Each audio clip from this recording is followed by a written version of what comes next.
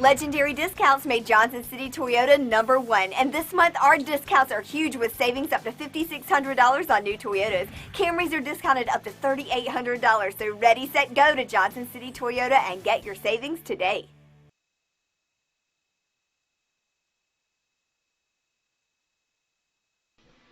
Welcome back into Pioneer Park for Game 2 of our doubleheader this evening between the Lenior-Rhyne University Bears and the Tusculum University Pioneers. I'm Jim Miller, joined by a former Tusculum head coach and current director of athletics, Doug Jones, for Game 2 of our twin bill. Tusculum winning the opener by a score of 6-5.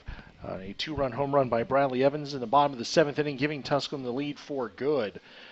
The stakes in this game for Tusculum, a win would tie them for third place with Catawba in the final standings. Tusculum will be the 4 seed no matter what. Lenior-Rhyne, their stakes are simple. If they win, they get the 8th seed in the South Atlantic Conference tournament. If they lose, then their season will come to an end. It'll be a matchup of left-handers in game number 2 as Paul Hall will get the start for the Bears and Andrew Willis will get the start for Tusculum. And Doug, tell us a little bit about the senior left-hander Andrew Willis. Yeah, I think it's an important start for Andrew. He's been a guy, you know what he went through a year ago, taking the line drive off the face and then battling back and coming back and returning just prior to the conference tournament. And then, you know, I think coming into this year, reality kind of hit home for Andrew, and he had time to think about what actually happened.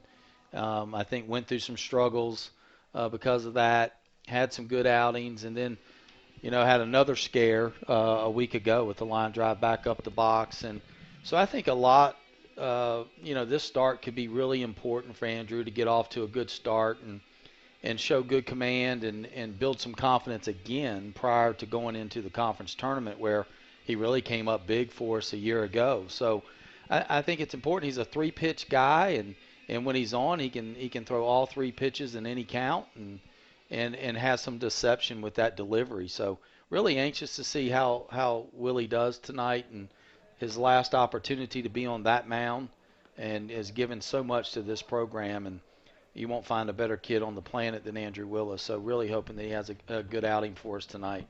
No question about that. And the left-hander Paul Hall going for Lenior-Rhyne, and the number that jumps out at you when you look at his stats is at 59 innings pitched, 82 strikeouts for Hall. Yeah, very, very impressive. I had heard through the rumor mill that they had a left-hander that was pretty good. And if you're Lenior-Rhyne coming into this contest and you know that you must win to get in, probably not a better guy to have going for you than Mr. Hall. So I think they feel pretty good about their opportunity in this game. Anytime you see 82 strikeouts and 59 innings, you know there's a strikeout pitch somewhere, whether that's a breaking ball, the changeup, or just that his fastball is that good. So I'm very anxious to see Mr. Hall in action firsthand tonight. Hall is a transfer from Virginia Tech, and he pitched there for a couple seasons, mostly pitching out of the bullpen. Last year, he pitched in 7 games in relief. 2 years ago, he pitched 22 games, 18 innings out of the bullpen, and pitched 11 games in relief as a freshman. So he was a reliever, Division I level, comes to Division II.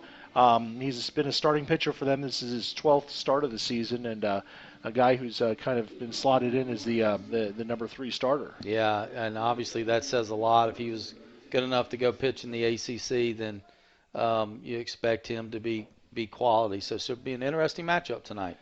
We'll run down the Lenior-Rhyne lineup here as we head to the first batter of the game, E.J. Rennell, the right fielder. Rennell hitting .293, 7 home runs, 30 RBIs. He was 1 for 5 in Game 1 of the doubleheader. Andrew Willis's first pitch is taken for a strike at 6:37 p.m.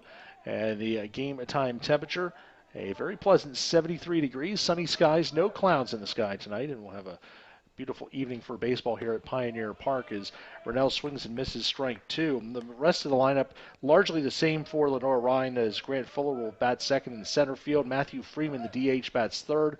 He flip-flopped with Clayton Jeffries, the left fielder, who will bat cleanup in this game. And that pitch is swung on and missed by Rennell, and he is down on strikes for the first out of the game.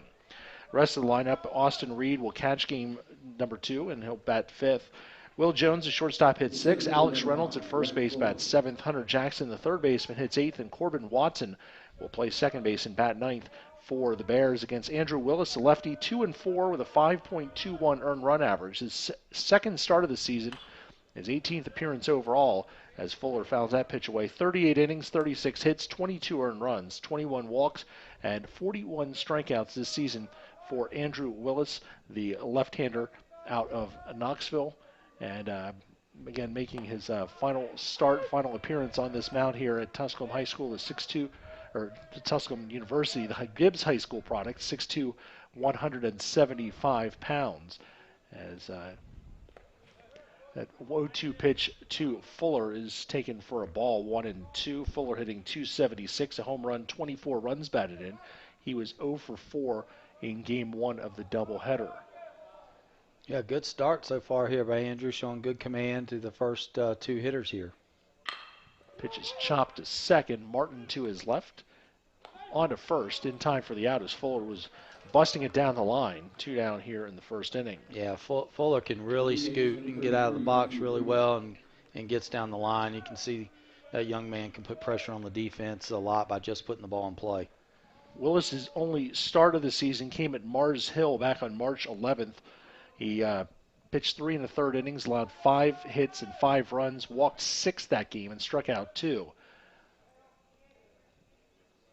And the first pitch to the designated hitter, Matthew Freeman, is popped up in the air to shallow left. Fighting the sun is Bryson Ford, but he hangs with it and makes the catch. And a very quick 1-2-3 inning to start for Andrew Willis. We go to the bottom of the first inning. It's Tusculum nothing and Lenior-Rhyne nothing on the Pioneer Sports Network.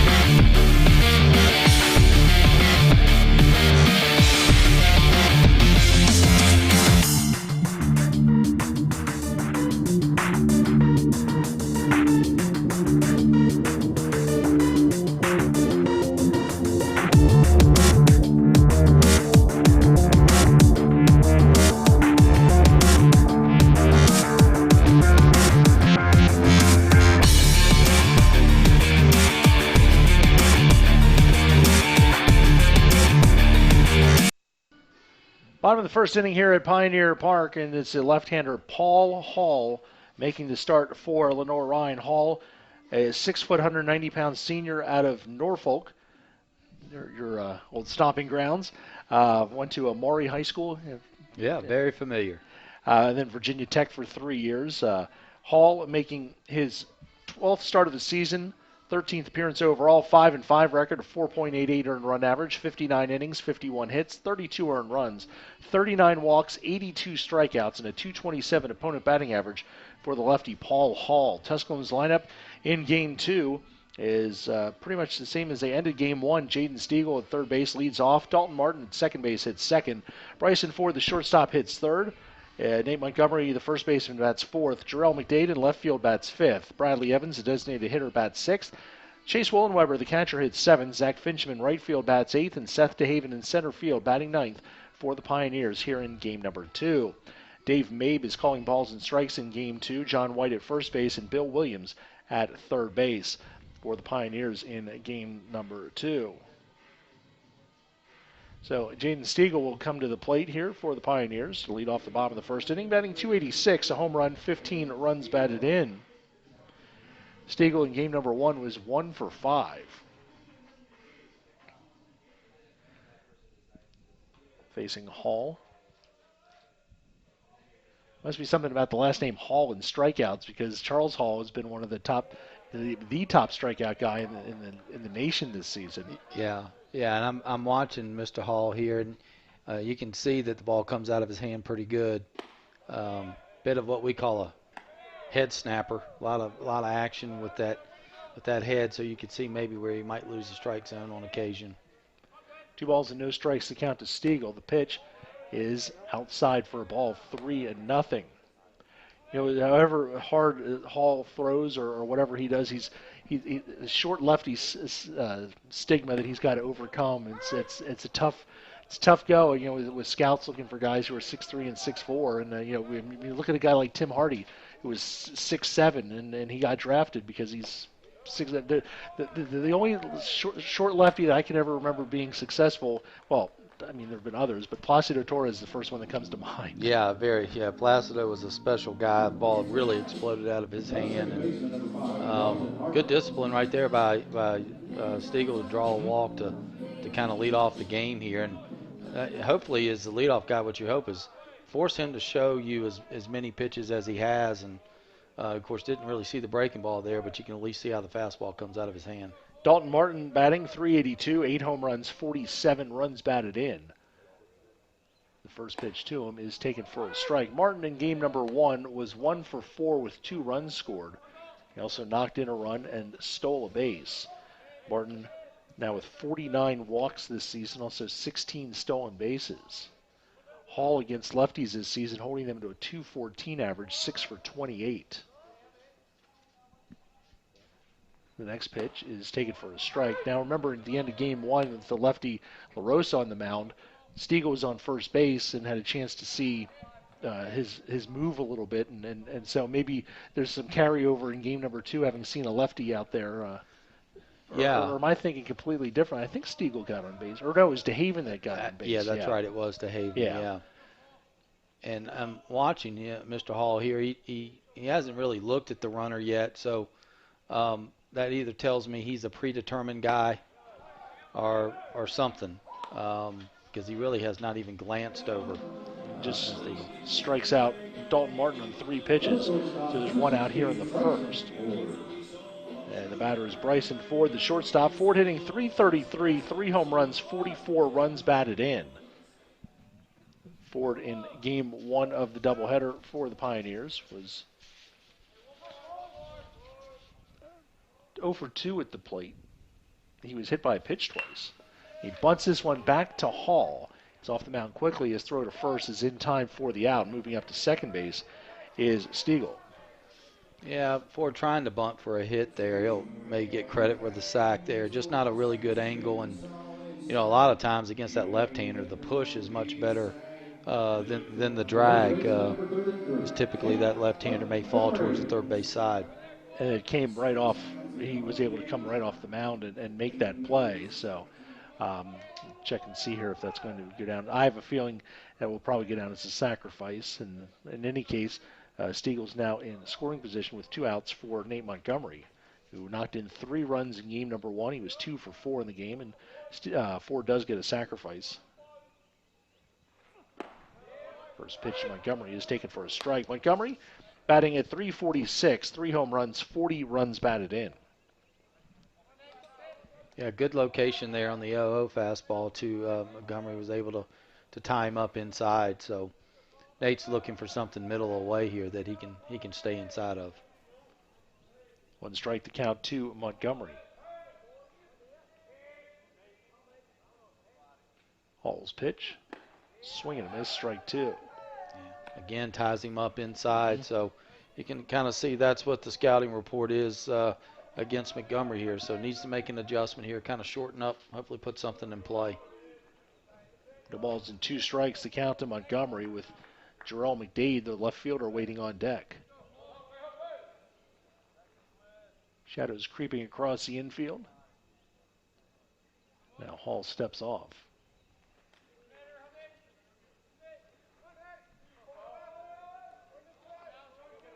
Third baseman and the shortstop, both with their sunglasses on top of their hats, so in a place where so their hats won't lose the ball in the sun. That's right. Yeah. 0-2 the count to Montgomery. Stretching the pitch. Pop foul out of play. Still 0-2.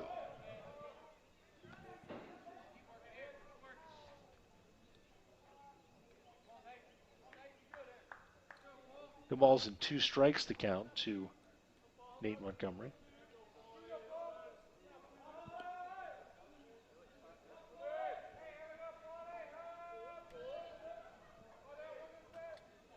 Hall looking in for the sign from his catcher.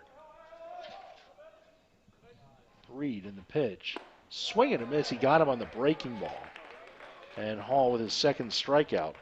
And he works around the leadoff walk to retire the side. 1 inning complete here in game 2 of our doubleheader as Paul Hall gets the whiff on the breaking ball. And we're through an inning. It's no score on the Pioneer Sports Network.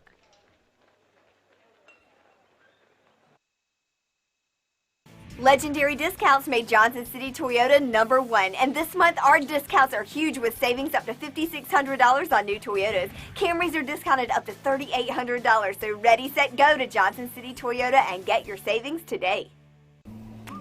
The first date. Only one chance to make that first impression.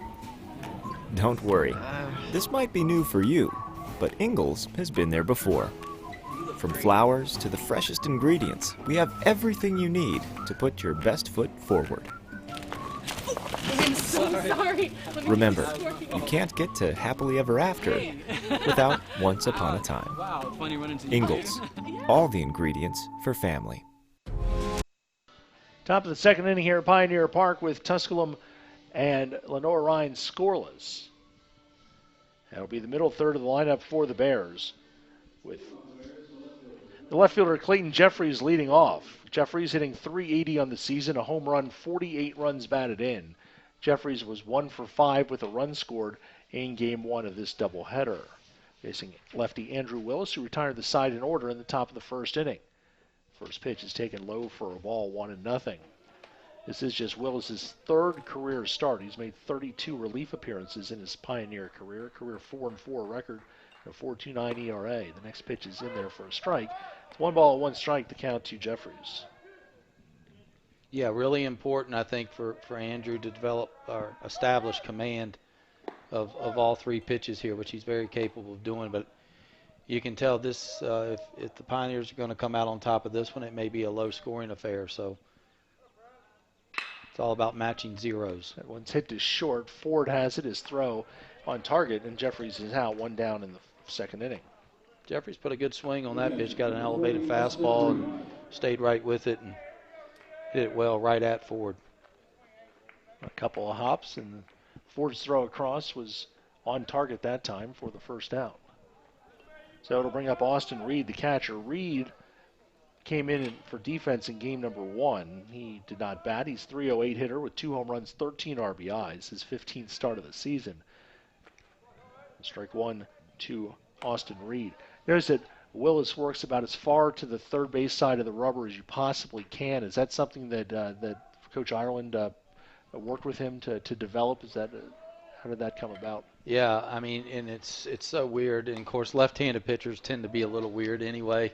But it really depends on, do they get how much arm side run do they get on the fastball and which side we'd actually prefer them to be a little bit on the other side and be a little bit more deceptive. But it's always worked with Andrew. He feels more comfortable on that side of the rubber, the third base side of the rubber. And the last thing you want to do is make him uncomfortable. So that's just been a natural thing for Willie ever since he's been here.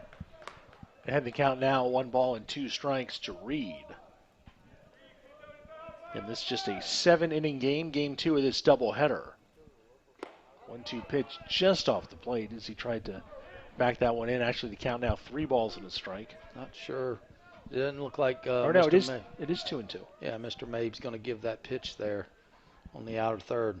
2-2 pitch called strike 3, struck him out. And just as I say that, he gives the fastball on the outer third. So Reed is down on strikes. Second strikeout for Willis, and there's 2 outs here in the third inning. As that pitch right there on the outer third for called strike 3. And at the plate is the shortstop Will Jones. Jones hitting .298, 2 home runs, 25 runs batted in. Shows bunt, takes a strike. Jones was 0 for 3 with a walk in game 1.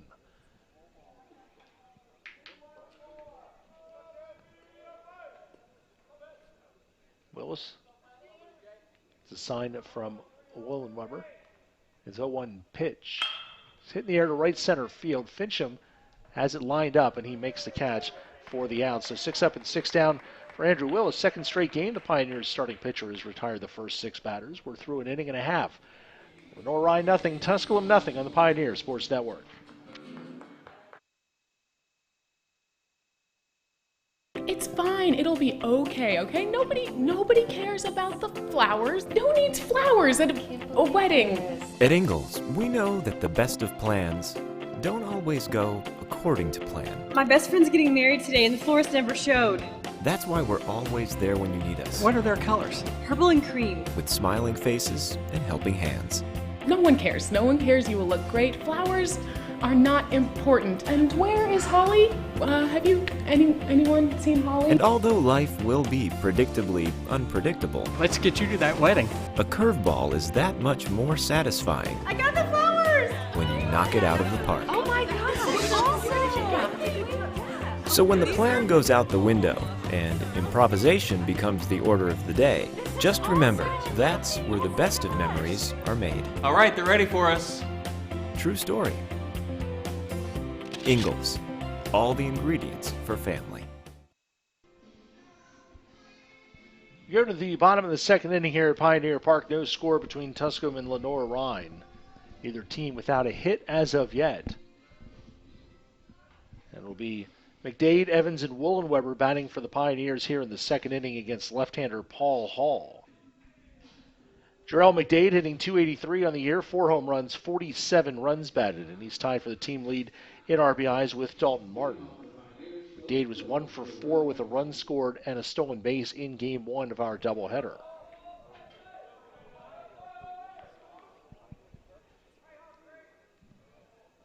Hall, with his first pitch to McDade, is swung on and fouled away, 1 strike.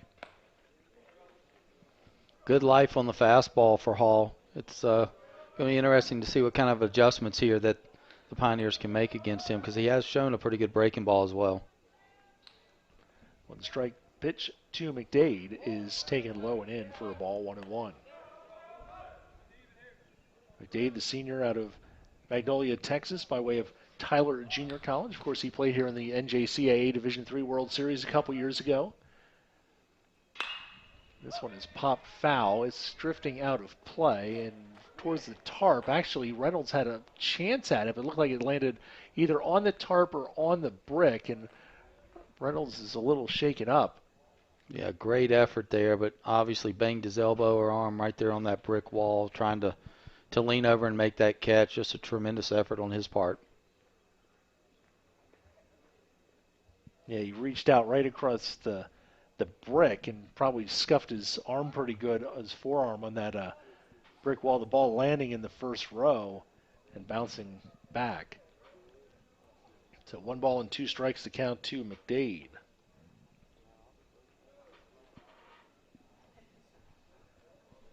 Of course, McDade is a guy who said about the NJCAA World Series. He was a guy that you found him because of that tournament. Absolutely. It's one of the benefits of having that World Series here in our own park, and a good find for us. And the one thing, you just watch the way he plays, and if you watch him, he'll be the first guy on the field, the first guy off the field, and just really, really plays hard, and just has been a really good fit into our program, into the clubhouse. So it was really good to get an opportunity to see him play here. 1-2 pitch is hit to short. Staying down on it is Jones. His throw across in time is McDade busting it down the line. He's out by a half step, 1 down here in the second. And there's just one example of what I'm talking about. You know, that's a routine ground ball to short, and he makes it a bang-bang play just because he plays hard. Now Bradley Evans will come to the plate. Evans was the hero in Game 1 for the Pioneers, a 2-run home run in the bottom of the 7th, which gave Tusculum the lead for good as they won it 6-5. That was the 3rd home run of the season for Evans, who's now batting .278 with 3 homers and 8 runs batted in 36 at-bats. Hall's pitch is on the outside corner, strike 1. A little generous on that call, so anxious to see if what strike zone is established here, because early on not given that pitch, and that one was off the plate there. Next pitch is swung and missed, 0-2.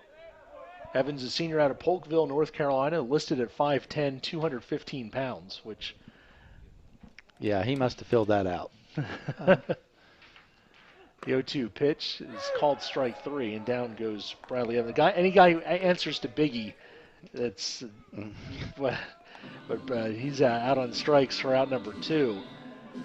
And I'll bring up Chase Willenweber, the catcher. Willenweber hitting .270 with no home runs, 14 runs batted in. Willenweber starting both ends of this doubleheader. In Game 1, Willenweber was 0 for 3. First pitch to him is a breaking ball up and away, 1 ball and no strikes. I think it's important, Coach Steele trying to get Evans some at-bats here today, because going into the first round of the tournament, that matchup, Catawba, you know Montgomery's going to be behind the plate, and that probably means Dupuy back at first or Hinton, one of the two, and kind of opens up that DH spot. So he wants to get a good look at what Bradley's going to show here today. So Willenweber at the plate with a 2-ball, 1-strike count. Hall's pitch is low. 3 balls and a strike to Chase Willenweber, the sophomore out of Westchester, Ohio. The 3-1 pitch, swing and a miss, strike 2. Talk about trying to find the box, and it looked like he was thinking outside the box on that swing. He sure did, and really extended the at-bat, because that's ball 4, and would have been nice to have a base runner there. 3-2 pitch, takes that one inside for ball 4, so he does get the base on the ball 4. Second walk issued by Hall, and he's a 2-out base runner for Zach Fincham, the right fielder. Fincham was 0 for 3 in Game number 1. He's batting .253 with no home runs, 24 runs batted in. Fincham, the grad student from Greenville High School.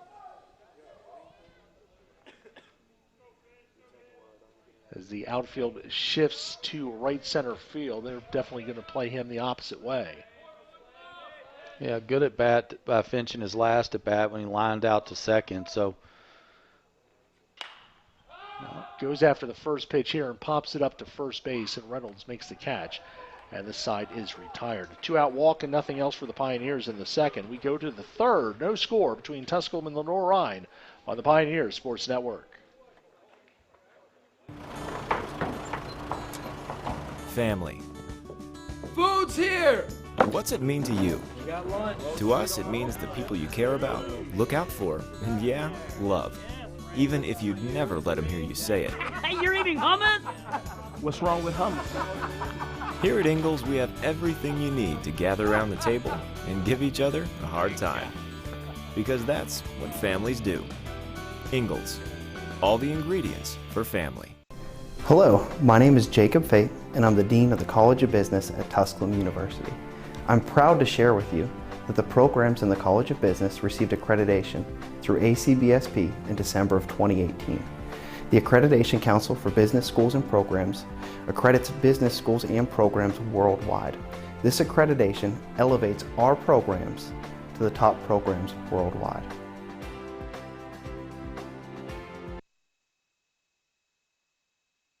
Top of the third inning here at Pioneer Park, and there's no score. Still looking for our first hit in Game number 2, as Andrew Willis has retired all 6 batters he's faced. Paul Hall has retired 6 of the 8 batters he's faced, 3 on strikeouts. He's also walked 2. Willis will complete his warm-up tosses and go after the bottom third of the LR lineup, with Alex Reynolds leading off. Reynolds, the first baseman, hitting .223, a home run, 15 runs batted in. Reynolds was 0 for 3 in Game 1 of this doubleheader with a run scored.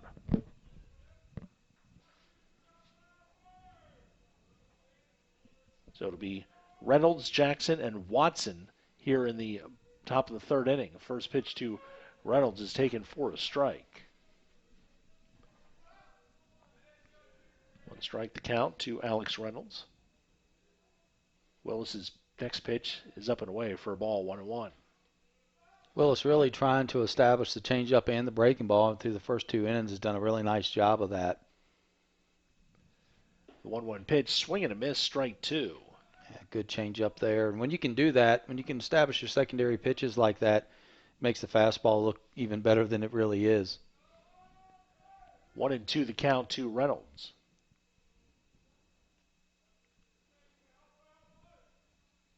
Willis's pitch is outside, 2-2. Mars Hill leads Anderson 6-1 in the top of the fourth inning in Game 2 of their doubleheader, but that result will be moot in the standings as Reynolds goes down on strikes. Third strikeout for Andrew Willis, one down here in the third. Anderson already knows they're the number 7 seed. LR will be the 8th seed if they win this game. If they lose, Coker will be the number 8 seed. And now at the plate is the third baseman Hunter Jackson, who's hitting .318 with a home run, 15 runs batted in. Takes that pitch low and away for a ball, 1-0. Jackson had a good showing in that first game. Had some really good at bats and does a nice job for LR down in that 8 spot. Up in the count now, 2 balls and no strikes. Jackson 2 for 3 in Game 1. With an RBI, a run scored, also drew a walk.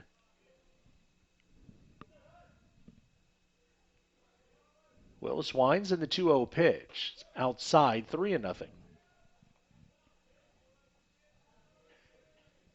So after retiring the first 7 batters, he falls behind Jackson 3-0. The pitch. Outside ball 4, a 4-pitch walk. Those are the things that really frustrate you is the 4-pitch walk and not getting back into the count and really has made LR had him off balance the whole time and then give up a 1-out walk here to get to the 9 hole, which you know most likely you're going to end up turning the lineup over, going back to the top. This is Corbin Watson, who did not play in Game 1. He's hitting .283 with no home runs, 5 runs batted in. Shows bunt, and it's a foul ball as Wollenweber grabs it in the box, in the left-handed batter's box, behind the foul line, so it's strike 1. Watson making his 19th start of the season. Watson is a junior, 5'11", 180 pounds out of Eden, North Carolina. The 0-1 pitch is lined to left field. It's going to be in for a base hit down the line. McDade over to cut it off. On his way to third is Jackson. The throw comes into second, and Watson has a base hit, and runners are at first and third with 1 out. So just like that, the Bears have a rally going here in the top of the third inning. This pitch came in from Willis, and he just hooked it down the line. Yeah, got a fastball too much to the plate there, and he was actually out and around that pitch, but was able to hook it into left field. So just it magnifies that base on balls with 1 out. So now trying to minimize the damage and maybe hopefully get a ground ball and have a double play attempt here. First and third with 1 out for E.J. Rennell, the right fielder, who grounded into a double play in the first game, and he swings and misses at that one. Strike 1, actually may have foul tipped it. Rennell struck out to lead off the ball game. Watson, the runner at first base, has only stolen 1 base in 1 attempt. Willis comes set. The 0-1 pitch, showing bunt. Takes a strike, throw back down to first, and diving back in safely to the bag is Watson. LR thinking there, maybe if he gets a push bunt down, almost plays like a safety and gets that runner in, but Rennell pulled back on the pitch. So Willis ahead in the count here, 0-2. See if he can make a pitch here to get the second out of the inning. Willis steps off. The ball's in 2 strikes. The 0-2 pitch, way up and outside, and good stop by Wollenweber. It's ball and 2 strikes. They've had him hopping behind the plate here today. They really have, and that never shows up in the box score, but that's a big time save right there. That pitch just completely got away from Andrew. 1-2 the count. Pitch just off the plate, 2-2. 2 balls and 2 strikes to count to Rennell. Grant Fuller, the center fielder, waits on deck. 2-2 pitch. Chopped foul, still 2-2. Good breaking ball there, down and into him. I still think Willie wants to climb the ladder here with the fastball against Rennell, who chased earlier in his first at bat, but we'll see what they go to here. So 2-2 the count. Watson takes his lead off first base. It's been a one-way lead so far. Again, Willis steps off.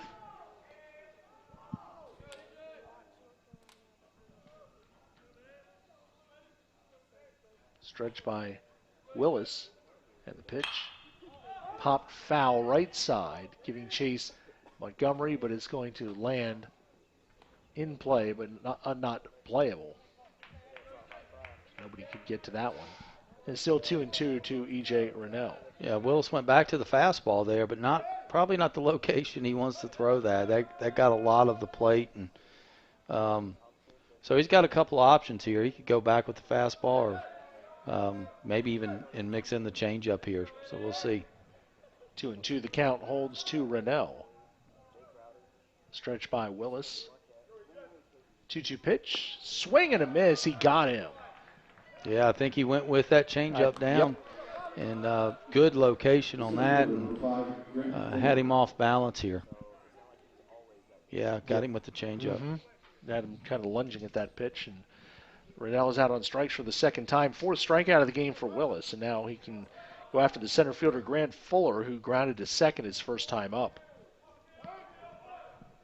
And again, you have this situation with first and third, and you always have to be prepared with 2 outs of some type of action here to force your hand defensively. Chop right back to Willis.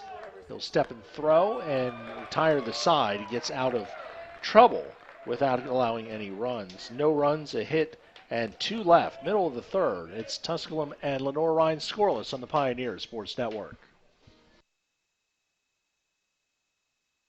Johnson City Toyota is the #1 Toyota dealership in the Tri-Cities for the 4th year in a row. We sell more because we discount every vehicle every day. We give you a lifetime warranty and complimentary service. So I invite you to come see why Johnson City Toyota is #1. Tusculum University is Tennessee's first university. Established in 1794, Tusculum's beautiful campus is nestled in the foothills of the Great Smoky Mountains. Students from 31 states and 15 countries have found a home here. With nearly 60 areas of study, Tusculum can help you pioneer your path to success. Visit www.tusculum.edu or call 423-636-7300 to discover the Pioneer experience for yourself. We go to the bottom of the third inning with the Tusculum and Lenior-Rhyne still scoreless. The only hit of the game coming in the top of the third inning off the bat of the Bears' Corbin Watson. Paul Hall has struck out 3 and walked 2 through 2 innings. And the Pioneers will start things off at the bottom of the order with Seth DeHaven, the center fielder. He'll be followed by Jaden Stiegel and Dalton Martin here in the third inning. DeHaven hitting .274 on the season, 1 home run, 24 runs batted in. He pinch hit in game 1 of the doubleheader and was hit by a pitch. Hall bringing it up there pretty good. What's he been sitting at? Yeah, 90, 92, topped out at 93, so a very electric arm. And like you said, when you got a guy that's 5'9", 5'10", it probably looks like 95, 96 at the moment. And you got a lot of moving parts with him. If you watch, he's kind of herky-jerky, head moving. So, as a hitter, it's critical to try to find the release point, just a little bit earlier and pick it up, because you can see that's why he has a lot of success. He has a lot of moving parts there, and then trying to find out where the ball's coming out of. 2 balls and no strikes to count to DeHaven. Hall's next pitch bounces up there. 3 balls and no strikes. Yeah, this is a situation here where you almost make him throw you 2 and try to generate some type of offense here. 3-0 pitch. Taken for a strike, 3-1. 3 balls and 1 strike to count to Seth DeHaven leading off the bottom of the third. He hits that one foul out of play. It's 3-2. 3 balls and 2 strikes to count to Seth DeHaven leading off the bottom of the third inning. Well, you assume he's going to get fastball here. He does. It's low, ball 4. So DeHaven draws a walk. He's good at that. He's walked now 24 times this season. Now you see how the Pioneers are going to play it here. I mean, you've got a guy on the mound that you really haven't had any good swings against, and do you sacrifice bunt here and in the bottom of the third to set up Martin, who's your best hitter, but left on left, or do you look for some type of action, let Stiegel just swing the bat here and see if Seth can find a way to get to second. So interesting to see how he plays it out here. Stiegel shows bunt, takes a strike. 1 strike the count to Jaden Stiegel, who walked his first time up. Made it to second base, but was left there. The slash has been a big part of the Pioneers' offense here, so wouldn't surprise me if he shows early and then maybe pull back and have a chance to swing away. Shows bunt again and throw over to first base and DeHaven back safely. DeHaven with 15 stolen bases this season, 17 attempts. Hall. Stiegel shows bunt. Bunts it down the first baseline. It's fielded by Reynolds. He'll tag Stiegel in the base path. So the sacrifice is successful, 3 unassisted. And moving up to second base is Seth DeHaven with 1 out for Dalton Martin. Yeah, I like that move in this game. The way this game's shaping up, I think get a guy in scoring position. You got Martin up here, and then you're definitely gonna get forward to the plate as well. So take your opportunity to see if you can get on the board early here. Dalton Martin struck out back in the first inning against Hall.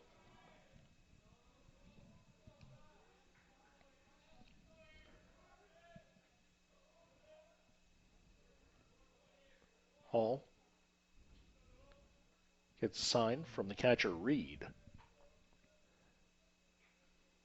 With Jones coming in behind DeHaven. Long look, and now the pitch.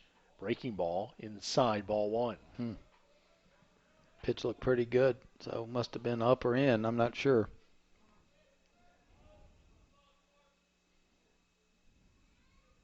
Big gap in left center. They're really shading Martin. It's a little bit surprising because when he's going good, he will use that left center field gap.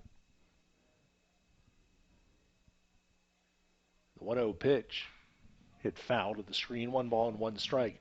Little cat and mouse game at second base between Jones and DeHaven as Jones is hopping back in and out, and DeHaven hopping back and forth at the bag too. Yeah, trying to keep him close. Like we said, that we talked about earlier, Seth can really run. So just about on any base hit, Seth's going to score. But again, that 6-hole is wide open, big gap in left center. I'd like to see Dalton be able to stay on something here and almost think that way. 1-1 the count. Hall's pitch, low and outside, blocked by Reed. 2 balls and a strike. Now, you'd think in a situation that a play that would normally be open would be stealing third base, but with a left-handed batter up, you're giving the catcher a wide open shot to throw down to third. Yeah, we've always talked about that too. We'd always remind the base runner, hey, you've got open throw inside here, so clean lane for the catcher. So really just in this situation, they're looking to read dirt ball, something down that might bounce away to give you a chance to advance. 2-1 the count. The pitch, inside and low, 3-1. Tried to throw him a changeup there. Interesting. That's the first changeup I've seen from Hall. So 2-1 changeup, and but unable to execute the pitch. So, if you're Dalton here, you're sitting dead red in your box here, and try to be short to it. And if not, take your walk and get forward to the plate. 3 balls and 1 strike the count to Dalton Martin.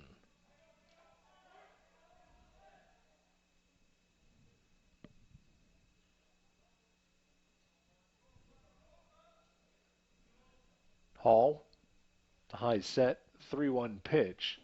Low and outside, ball 4. And Martin walks for the 50th time this season. He leads the South Atlantic Conference. Trey Hinton second in the conference with 48 walks.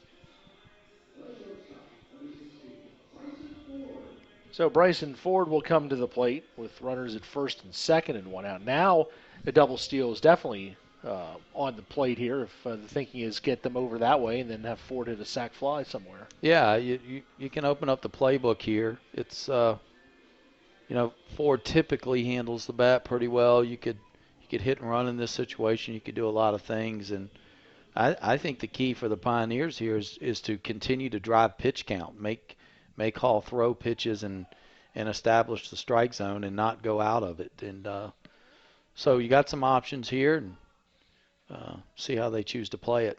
Hall's at 41 pitches so far here in the third inning. Nobody in the LR bullpen at the moment.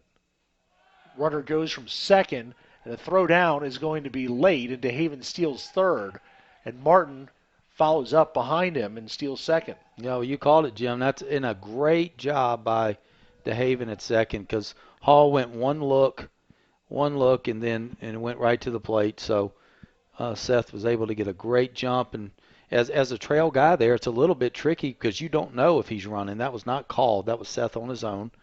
And so you have to kind of pay attention to what he does. And so great job. A chance here, too, by the way, for Ford to kind of redeem himself from first game of the series. He had the bases loaded a couple times and was not able to come through on Saturday. Fouls that 0-1 pitch to the screen. It snowballs in 2 strikes, the count, to Bryson Ford, who sacrificed his first time up. Yeah, and Ford's a guy that typically, he has struck out more this season than he typically does. So this is a situation where, you have to put the ball in play. The 0-2 pitch is fouled away. Still no balls and 2 strikes to Bryson Ford. Ford with 44 RBIs this season, which at the moment ranks him tied for 10th in the conference.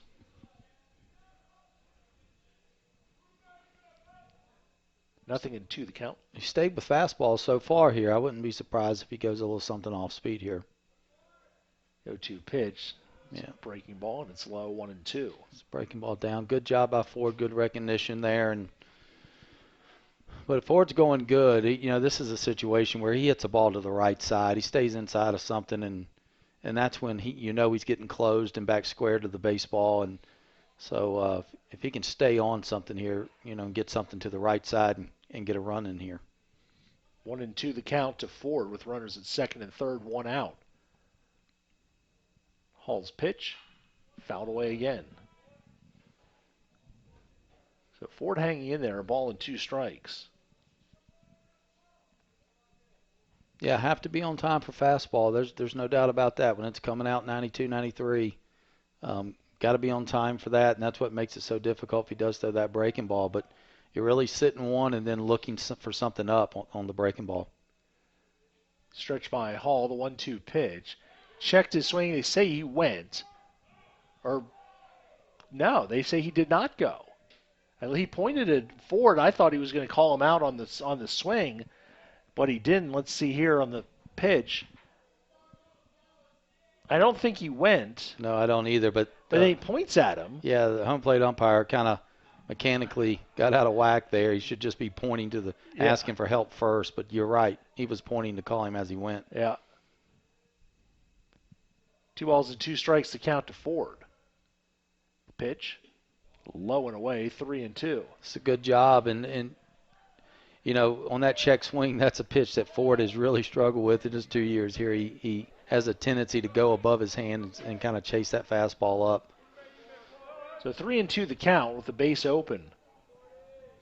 And Montgomery waiting on deck. Hall set. 3-2 pitch. Inside and low, ball 4. Yeah, he went with the breaking ball there. I think they're thinking, you know what, like you just said, we've got a base open, and we handled Montgomery the first time, pretty well. Double play candidate, no doubt. So probably a smart pitch right there by Hall, just going with the breaking ball and see if you get a chase. Hall has now walked 5 batters. He's walked the bases loaded. If you throw out the 2 bunts, the Pioneers have only batted 2 balls in play in this game so far. Yeah, and if you're the Bears, I mean, we discussed this earlier with Nate Montgomery's results with the bases loaded, and he has not been successful. He was able to come through in game 1 with a big hit, but this is kind of the strategy if you're LR. This is, the bases loaded. Yeah, you're in a jam, but he's kind of the guy you want at the plate defensively. If he hits a ground ball, it's most likely a double play. So another opportunity, I think, for Nate to redeem himself with with his numbers with runners in scoring position. So big spot. Well, in game one, he got a hit with the bases loaded, which was his first hit in 12 at-bats with the bases loaded this season. So he got that monkey off his back, and now he's got a chance to do more here in game number 2. He bats with DeHaven at third, Martin at second, Ford at first. All good speed on the base paths. Yeah, and this is just one of these situations. We're in the game against Hall. You're not going to get a lot of these situations, so you got to try to capitalize when you get the chance. First pitch to Montgomery is lofted in the air to left center And he field. may have. Hit pretty well. Going May back to the have. track, to the wall. It is gone. It is a grand slam home run for Nate Montgomery. And the Pioneers jump to a 4-0 lead as their first hit of the game goes over the fence for a grand slam. Well, somebody please tell Nate Montgomery I've been talking about how bad his numbers are with the bases loaded, because he's gotten 2 hits today and he had none coming in. So what a big momentum swing there. He's sitting dead red, gets fastball, middle in, and really gets the bat head out. So really good swing by Nate. And what a way to end your career here at Pioneer Park if you're Montgomery, to remember that one of your last at-bats here was a grand slam.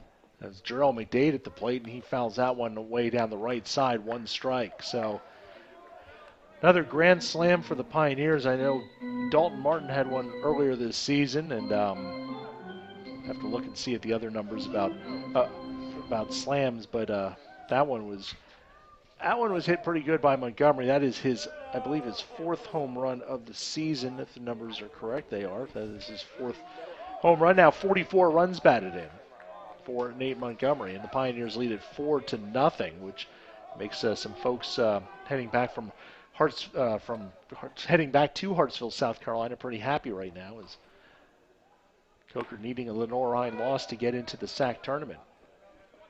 1 ball and 2 strikes to count to Jarrell McDade.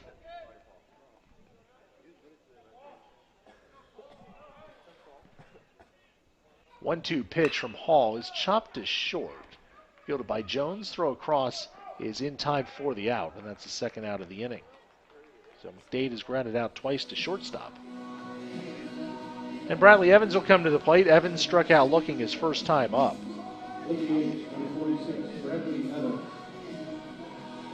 So big moment there for Nate Montgomery, that grand slam home run to Tusculum off to a 4-0 lead. Yeah, it's awesome, and his parents were able to stay in town and were here for senior day and able to stay. I know his dad at least is still here, so exciting time for that family.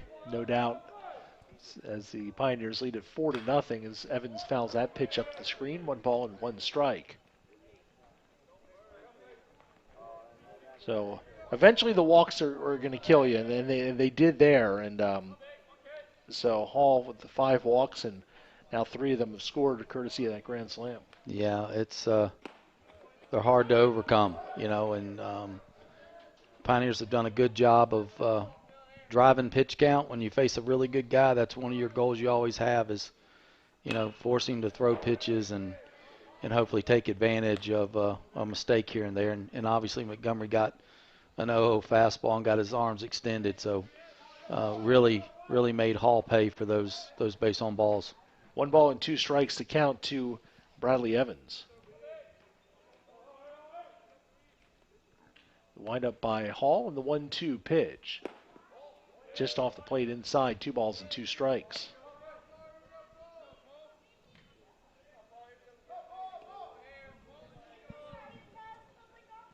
Hall with the windup and the 2-2 pitch.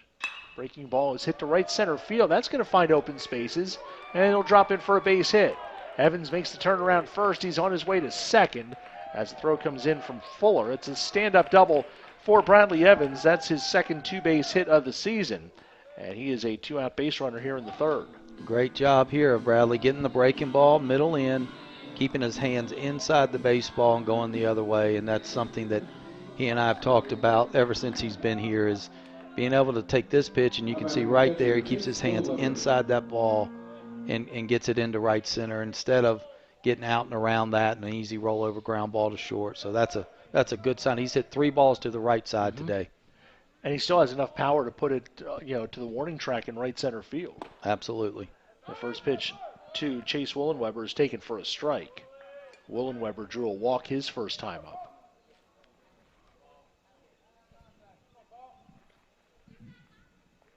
Both Tusculum hits in this game have been extra base hits. And an opportunity for Woolley here to get himself going a little bit offensively. One pitch, swing and a miss, strike 2.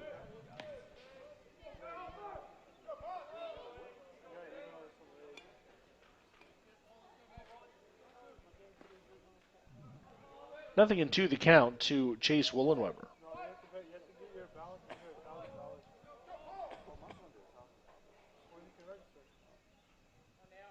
Stretch by Hall. And the 0-2 pitch. Fouled away right side, still nothing in 2. Well, the one thing, like we talked about, the Pioneers have been able to do against Hall is continue to make him throw pitches and get him in high-stress situations, and that's always something you want to try to accomplish when you're facing a guy with good stuff. And so if nothing else comes out of this inning, they've got a 4-run lead, and they've been able to accomplish driving that pitch count. Hall up over 60 pitches now here in this 3rd inning. Willenweber asks for and is granted time.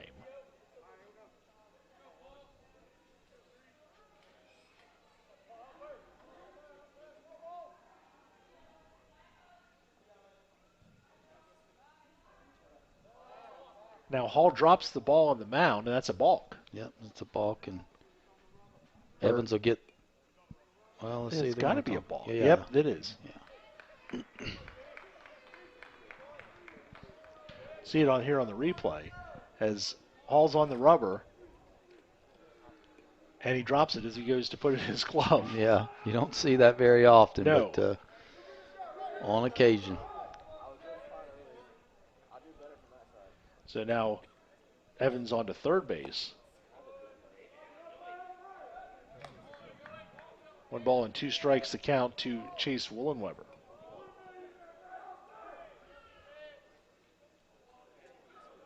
Getting that runner at 3rd, too. A lot of things come into play. The wild pitch, the pass ball are now in play. The 1-2 pitch. Then there's ball off the glove, tracked down by Reed. And it's 2 balls and 2 strikes to Willenweber. Sure, Coach Miller's down there telling Bradley to be more aggressive with his walking lead. The left-hander's got his back to you, so that primary lead needs to start a little bit bigger and be aggressive on the walking lead. 2-2 pitch, hit to the right side, bobbled by the second baseman Watson, but his throw on to first base is in time for the out, and the inning is over. But the Pioneers get 4 runs in the inning on a grand slam by Nate Montgomery. 2 hits and 1 left on base. At the end of 3, it's Tusculum 4, Lenior-Rhyne nothing on the Pioneer Sports Network. We're in Granger County, Tennessee, here at Pierce Farms, and the Pierce family has been working with Ingalls for over 30 years. It means a great deal supplying produce as a local farmer. It really touches base knowing that we're just simple people just trying to help, and we love what we do, and Ingalls is a huge part of helping us do it. Farming is who we are, and it's in our blood. God has really blessed us with the sun and the soil to grow the best tomatoes you'll find anywhere. I believe it's really in the soil. So if you're in Granger County, you farm tomatoes, then you're in.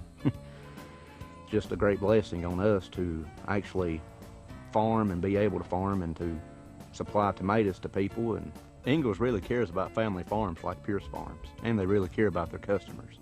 We're just glad to be a part of that. God has blessed us with a really great partnership there.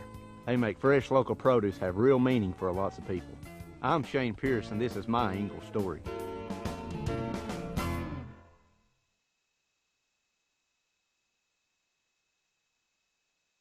Top of the 4th inning here at Pioneer Park, with the Pioneers leading by a score of 4-0, courtesy of the grand slam by Nate Montgomery. Meanwhile, Andrew Willis is allowed a hit and a walk and struck out 4 through 3 innings. He'll face the middle part of the LR lineup, Freeman, Jeffries, and Reed here in the 4th. as the sun sets on this beautiful day after Easter here at East Tennessee. Temperatures in the low 70s all day, mid 70s. Being warm the next couple days as well. This is the final home event of the season here at Tusculum. It's hard to believe that we've a season that started all the way back in September with soccer and football and everything else has now reached its closure here, as this will be the final home event of the 2018-19 school year. Seems like every year it just goes faster and faster. It's really hard to believe that we're, a week and a half from final exams. Mm-hmm. Yeah, the school year just moves on along here anymore, and it's 3 balls and no strikes to count to Freeman. Of course, next year we'll have more sports to deal with, as we've got the debut of men's volleyball and also men's and women's bowling.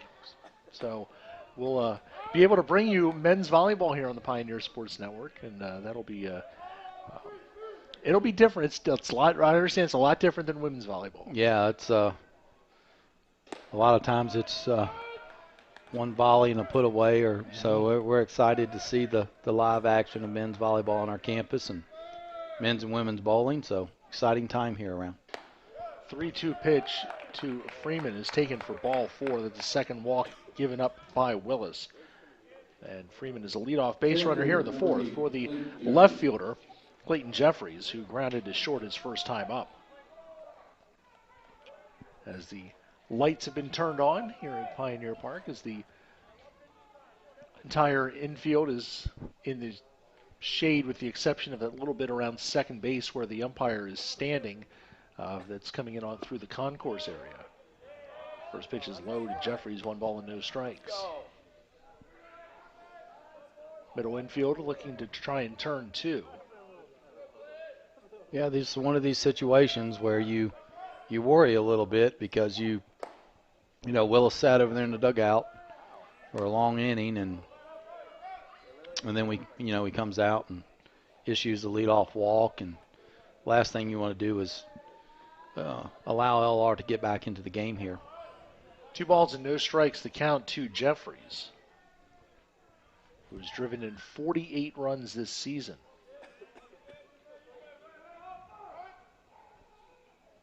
Outfield defense playing him straight away. The 2-0 pitch is on the inside corner, strike 1.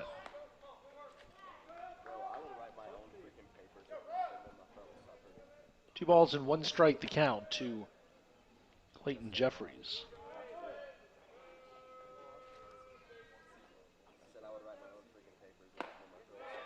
Wow. The pitch is inside, and it's 3-1.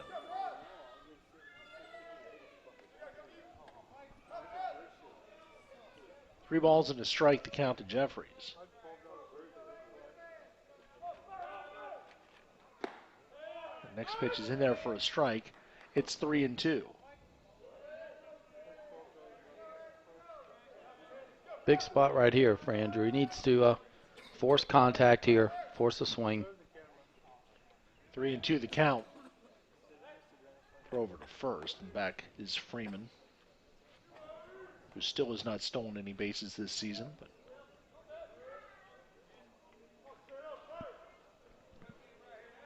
Willis comes set, and the 3-2 pitch. Hit in the hole into right field for a base hit. Freeman will stop at second base as Fincham gets the ball back into the infield.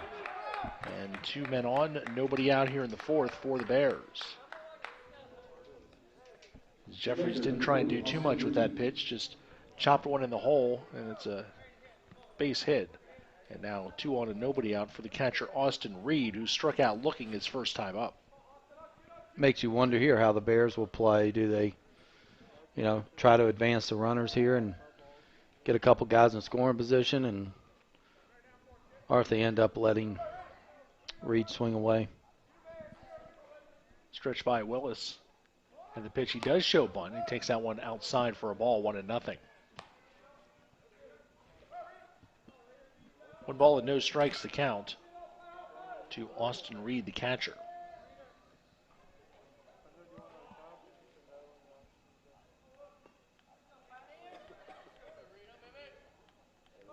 Willis.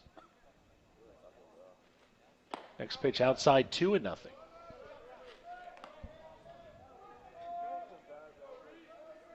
Kent Noe, Colin Johnston grabbing their gloves down in the Tusculum bullpen.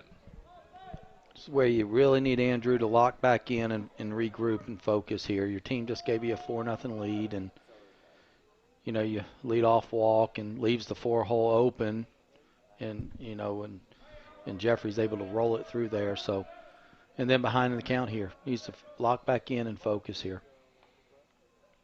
The 2-0 pitch on the outside corner, strike one. 2 balls and a strike now, the count to Austin Reed, the catcher. Well, they've taken the bunt off. I'm a little bit surprised by that, but we'll see. Willis could really use a ground ball here.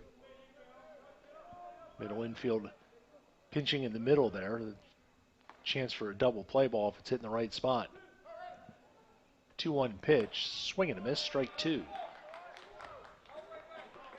2 balls and 2 strikes, the count to Reed.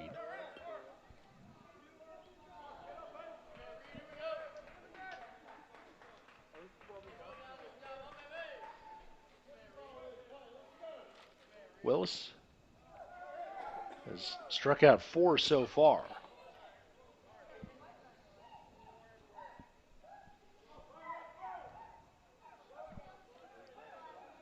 Looking in for the sign from Wolenweber.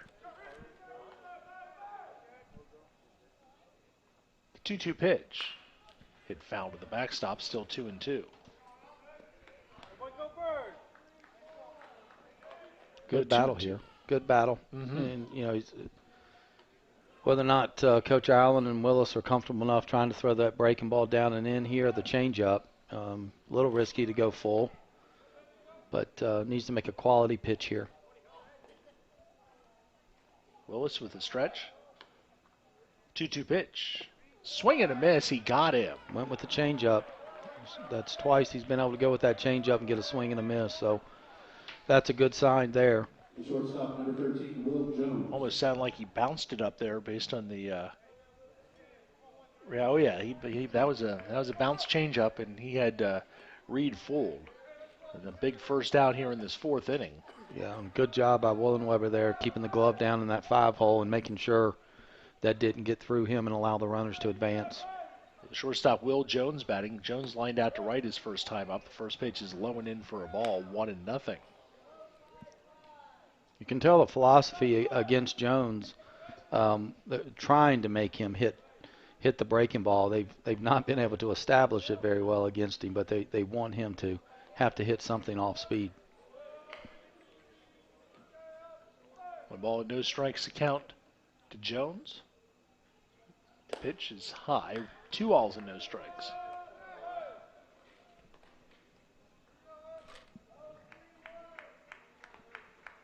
Freeman, the runner at second, walked to lead off the inning, and Jeffries at first with a single.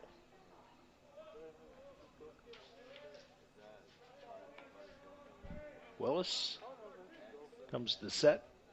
2-0 pitch.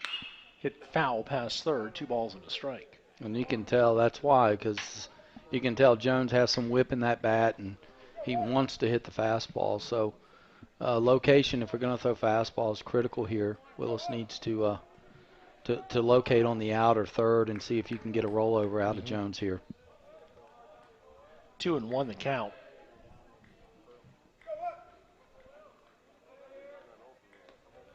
Willis spins and throws to second. Back is Freeman.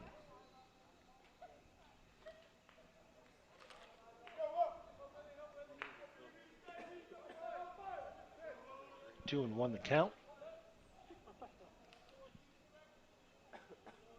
Reynolds, the first baseman, waits on deck. Stretch by Willis. 2-1 pitch. Outside corner, strike two. That's the location right there with the fastball. That's where you want to throw Jones. So now you've got it opened up. You can go back to the changeup, see if you can get a swing and miss, but it's got to be down again. Or if you want to try to backdoor him with the breaking ball. 2-2 the count. Stretch by Willis. 2-2 pitch. inside, then low. It's a full count. Yeah, tried to go with the breaking ball down and in to him and almost got the chase swing. But, now LR could send the runners here with a full count, 1 out, and try to stay out of the double play. But not tremendous speed on the bases, so we'll see what Willis goes with here. If it's fastball, it's got to be on the outer half. 3-2 the count to Jones. The pitch. Swing and a miss. He got him. Yep, able to locate up and away there and got him to chase. So good job by Andrew Willis, but the inning's not over. So this is what you were looking for out of your senior here, is be able to close innings like this. That is the 6th strikeout for Willis. 2 outs here in the 4th. And first baseman Alex Reynolds will bat. Reynolds struck out back in the 3rd. Got Reynolds to chase on a fastball up on the strikeout in his first at bat. First pitch is low, 1 ball and no strikes. Willis up to 62 pitches now here in the 4th inning. But again, a 7-inning game, and there's a couple arms still left in the bullpen if you need it. I think the ideal thing would be to try and score more runs.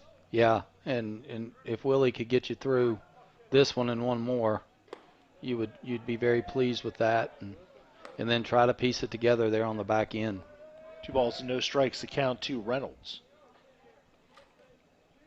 There's 1 home run, 15 RBIs this season.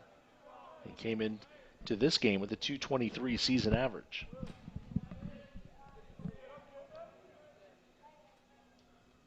Willis's 2-0 pitch is hit down the right side, out of play into the Pioneer bullpen, and on its way from there towards the clubhouse area.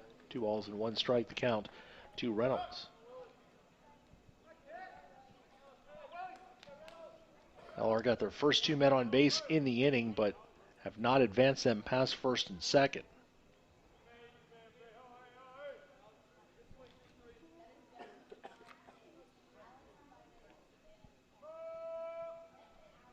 The 2-1 pitch is swung on and missed, strike 2. So now Willis can see his way out of this inning here with 2-ball, 2-strike count. Yeah, and I think that's where the hole is in Reynolds' swing if you go up. Now, the problem you run into is if you miss belt high, he can hurt you there. So Willis, again, has all pitches available right here. I would expect him either to go with the changeup or try to go with the fastball up on the outer half again. 2 balls and 2 strikes to count to Reynolds. Stretch by Willis. 2-2 pitch. Hit back up the middle. Martin there. He'll step on the bag himself. And the side is retired. So Willis, pitching out of trouble in that 4th inning, is up a walk and a hit, but nothing else. We are through 3.5 innings, halfway home in game number 2. It's Tusculum 4, Lenior-Rhyne nothing on the Pioneer Sports Network.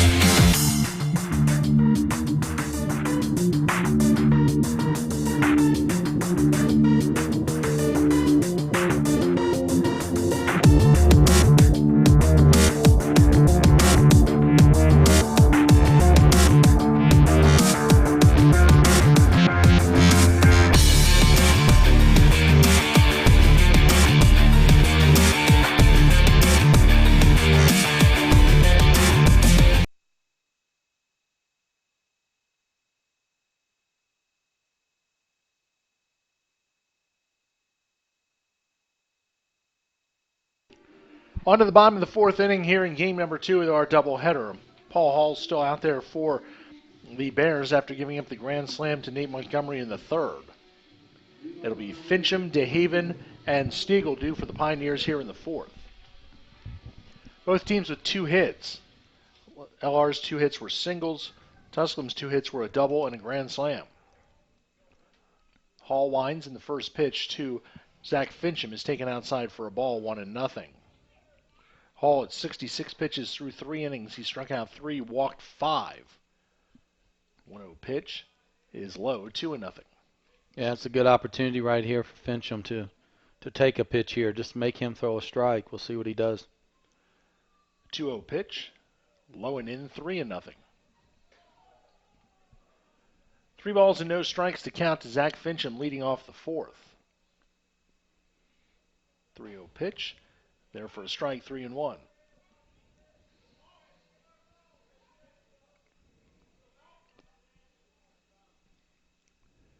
Three-one pitch, in there for a strike, 3-2. That's okay. I think that's a good job by Fincham. Just keep driving pitch count and just be on time to hit right here. 3-2 pitch. Cued foul, still 3-2.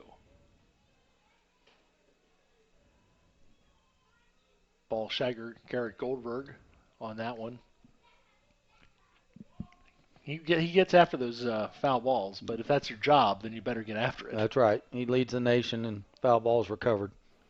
Wind up in the 3-2 pitch. Hit towards short. Jones plays it on a big hop. His throw across is right on target, and Fincham is retired for the first out of the 4th inning. Well, that won't show up as anything special in the box score, and I know Fincham disappointed, kind of rolled over that pitch there, but was able to make him throw 8 pitches during that at bat. So continue to drive the pitch count. The goal is to try to get to the bullpen and see if you can add 1 or 2 more here. Seth DeHaven, who started that rally in the 3rd inning with a leadoff walk, also stole a base and scored on the grand slam by Montgomery, takes a strike.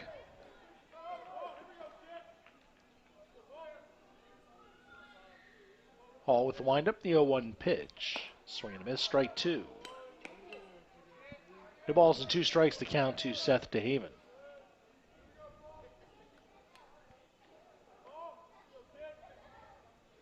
Hall's 0-2 pitch. Swing and a miss as he chased one there, and he's out on strikes.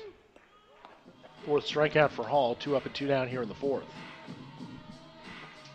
As he just went upstairs on that one, and DeHaven went way out of the zone. Yeah, lost the strike zone discipline there. And that's sometimes can be a weakness for Seth, and when he stays in the zone and short to the ball, he's a pretty good player. So he needs Stiegel here to kind of see if he can extend the inning. First pitch to Stiegel is taken for a ball, 1 ball and no strikes. Stiegel has walked and sacrificed in his 2 plate appearances in this game.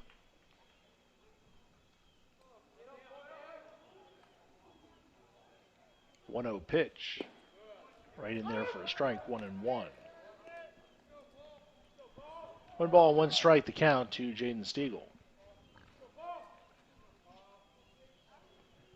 1-1 pitch, hit to short. Couple hops for Jones, throw across, right on target, and the side is retired. A 1-2-3 4th inning for Paul Hall, but his Lenior-Rhyne Bears still trail Tusculum 4-0 after 4 on the Pioneer Sports Network. Legendary discounts made Johnson City Toyota #1, and this month our discounts are huge with savings up to $5,600 on new Toyotas. Camrys are discounted up to $3,800, so ready, set, go to Johnson City Toyota and get your savings today. The first date. Only one chance to make that first impression. Don't worry, this might be new for you, but Ingalls has been there before. From flowers to the freshest ingredients, we have everything you need to put your best foot forward. I'm so sorry. Remember, you can't get to happily ever after without once upon a time. Ingalls, all the ingredients for family.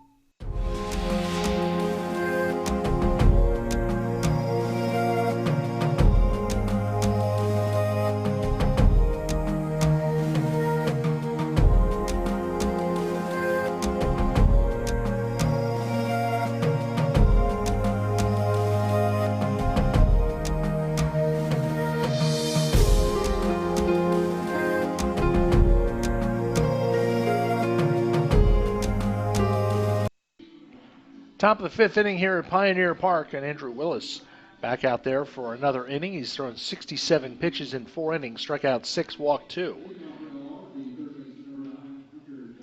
Hunter Jackson will lead off the top of the 5th inning for the Bears. Jackson walked in the 3rd.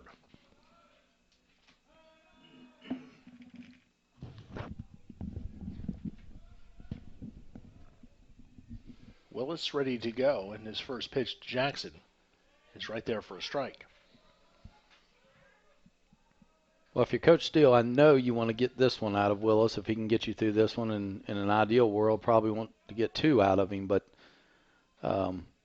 with that bullpen in the shape that it's in and not really sure what you're going to get, the deeper that Andrew can go for you here, the better.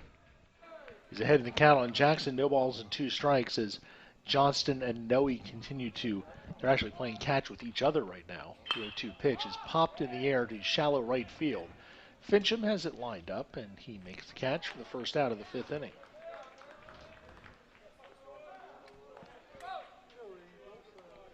So the second baseman, Corbin Watson, will bat. Watson singled in the 3rd. One of the 2 hits for the Bears.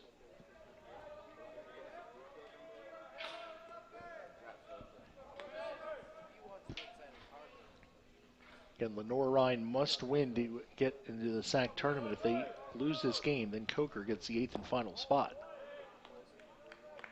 And they would play Wingate in the play-in game on Thursday.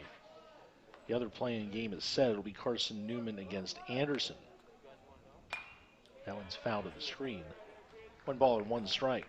Tusculum knows they'll play Catawba in their first game of the SAC tournament. That'll be on Friday, 7:30 at Kodak. Good location there by Willis. Seems to have settled back in here. Need a quick in and out of him, and may give you the opportunity to extend and get 1 more out of him. 1 ball and 2 strikes the count. The pitch in the air to center field. DeHaven drifting to his left, and he'll make the catch, route number 2. A lot of interested Cobras, I'm sure, on that bus on the way back to Hartsville, watching the outcome. Well, if they're tuned in watching, we wish them safe travels on their way back home. It's a long trip from Carson Newman, and I don't think it'll be too bad if this game holds as the score is so far at 4-0. At the plate now is the right fielder E.J. Rennell, who has struck out twice against Willis.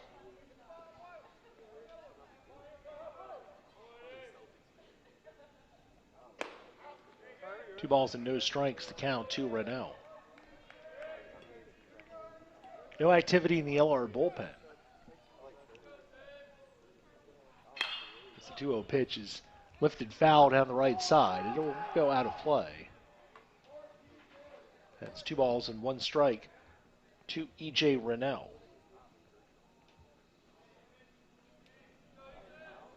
I'm sure Luke Herring, the coach of Coker, is a good guy. I think he's in year 3 there at Coker. He's done a nice job, has a high baseball IQ. Probably the first to tell you that's why you never want to get in these situations. You want to control your own destiny and not be scoreboard watching and hoping you get some help in order to get in. But you coach long enough, you're going to be in those situations. Pitch is outside, ball 4, and Rennell draws a 2-out walk. Pretty good location there. Must have been off the plate just a little bit, but as a coach, if you see a guy around the zone like that, you're not too disappointed. So hopefully he can bounce back here and not let that 2-out walk hurt him. Grant Fuller, the center fielder, bats. Fuller grounded to second and grounded back to the mound. Shows bunt and pulls back quickly and takes ball 1. Willis has given up 2 hits in 4 2/3 innings, 6 strikeouts, 3 walks. That was his 80th pitch of the game. The 1-0 pitch. Hit towards first and into the hole past Montgomery into right field for a base hit. Fincham will retrieve it and get it back into the infield. So Fuller gets a hit, and Rennell moves up to second base, and the Bears now have 2 on and 2 out. 3rd straight inning where a walk has been followed by a single.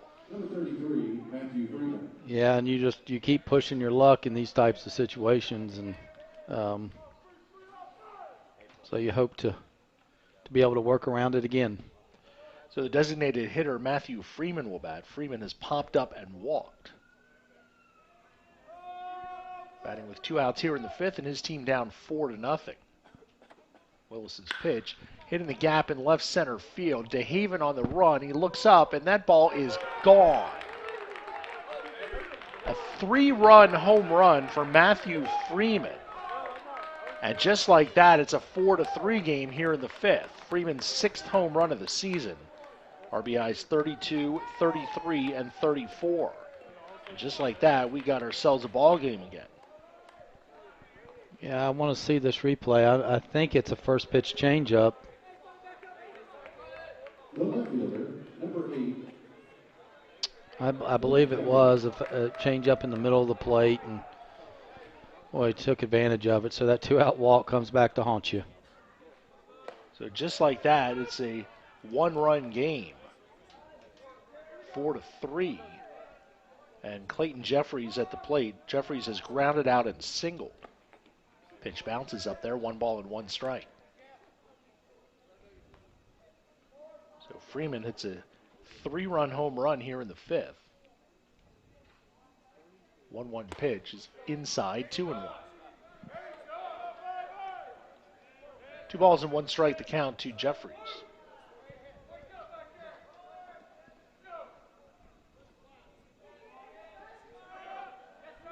Noe and Johnston are warming up now in the bullpen. And it's 3-1 to Jeffries.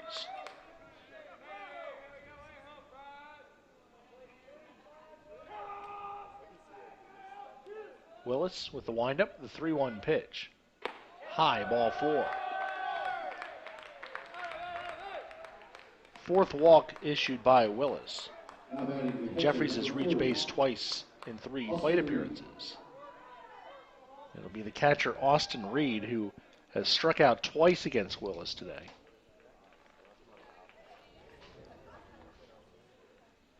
And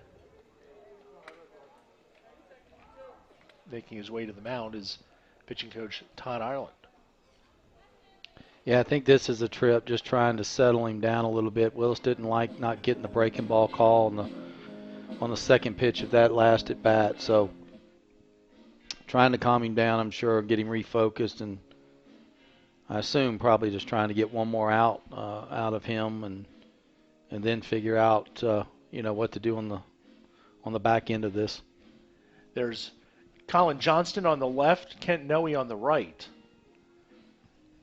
And a guy like Kent Noe is a guy who was going to be kind of a midweek starter and kind of an innings guy.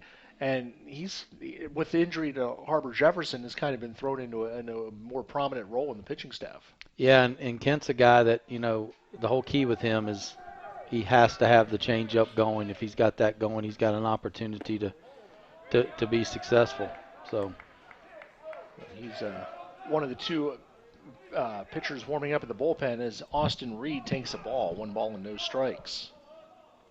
4-3, Tusculum leads it here in the top of the 5th inning of this 7-inning game. Willis's pitch, swung on and fouled back. 1 ball and 1 strike.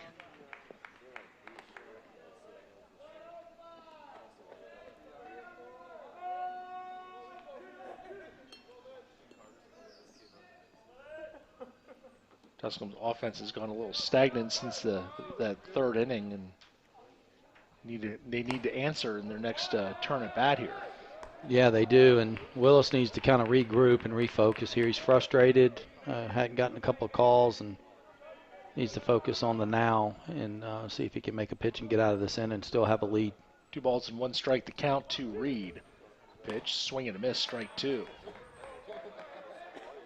2 balls and 2 strikes, the count to Austin Reed.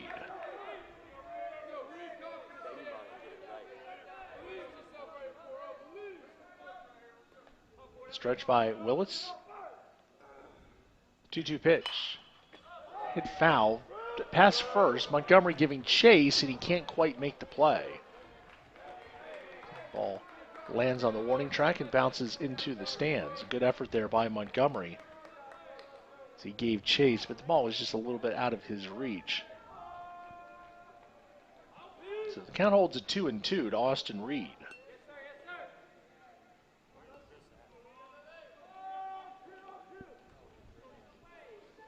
Stretch by Willis. 2-2 pitch. Hit foul just past third. Got away with that. That was a breaking ball in the middle there, so I don't think they'll go back to that one. I think the pitch here is fastball in the outer half, or if you want to try to throw the changeup, which the last one, changeup he threw left the park, so I would go hard here. 2-2 the count. Pitch. There's a high fastball. Swing and a miss. Struck him out. So Reed goes down swinging for the third time, but LR gets on the board with 3 runs in the inning, 2 hits, including a 3-run home run by Matthew Freeman. They leave 1. Middle of the 5th, it's Tusculum 4, Lenior-Rhyne 3 on the Pioneer Sports Network.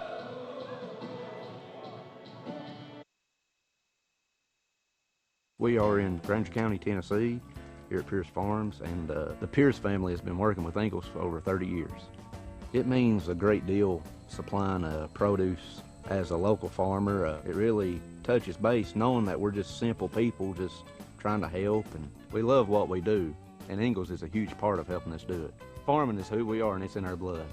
God has really blessed us with the sun and the soil to grow the best tomatoes you'll find anywhere. I believe it's really in the soil. So if you're in Granger County and you farm tomatoes, then you're in. Just a great blessing on us to actually farm and be able to farm and to supply tomatoes to people. And Ingalls really cares about family farms like Pierce Farms, and they really care about their customers. We're just glad to be a part of that. God has blessed us with a really great partnership there. They make fresh local produce have real meaning for lots of people. I'm Shane Pierce, and this is my Ingalls story.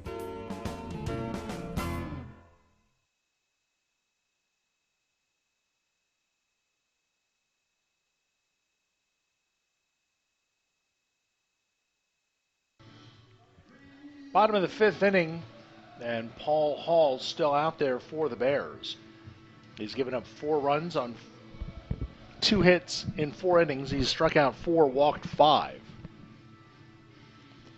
He'll go through Martin Ford and Montgomery here in the bottom of the 5th, with Tusculum now leading by just a run, 4-3. LR has 2 more at-bats to try and tie the game, take the lead, try and get a victory here in game number 2 of this doubleheader and get themselves into the SAC tournament. Dalton Martin has struck out and walked.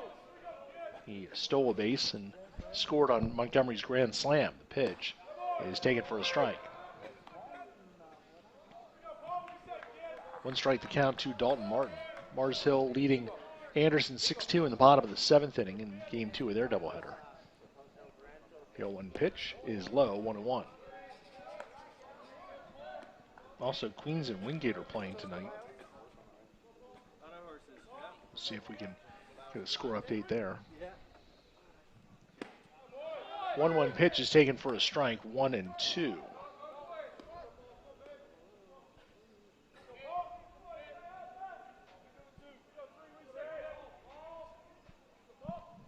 The 1-2 from Hall is fouled away. Wingate leads Queens 4-0 in the 8th.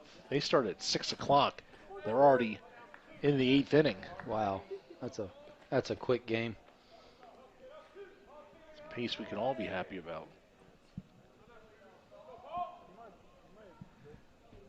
One and 2 the count to Dalton Martin.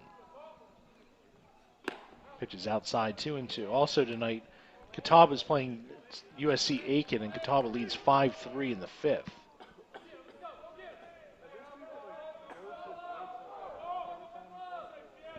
Ketchy pitching for Catawba tonight. Swing and a miss, and Martin's out on strikes for the 2nd time. 1 out here in the bottom of the 5th inning.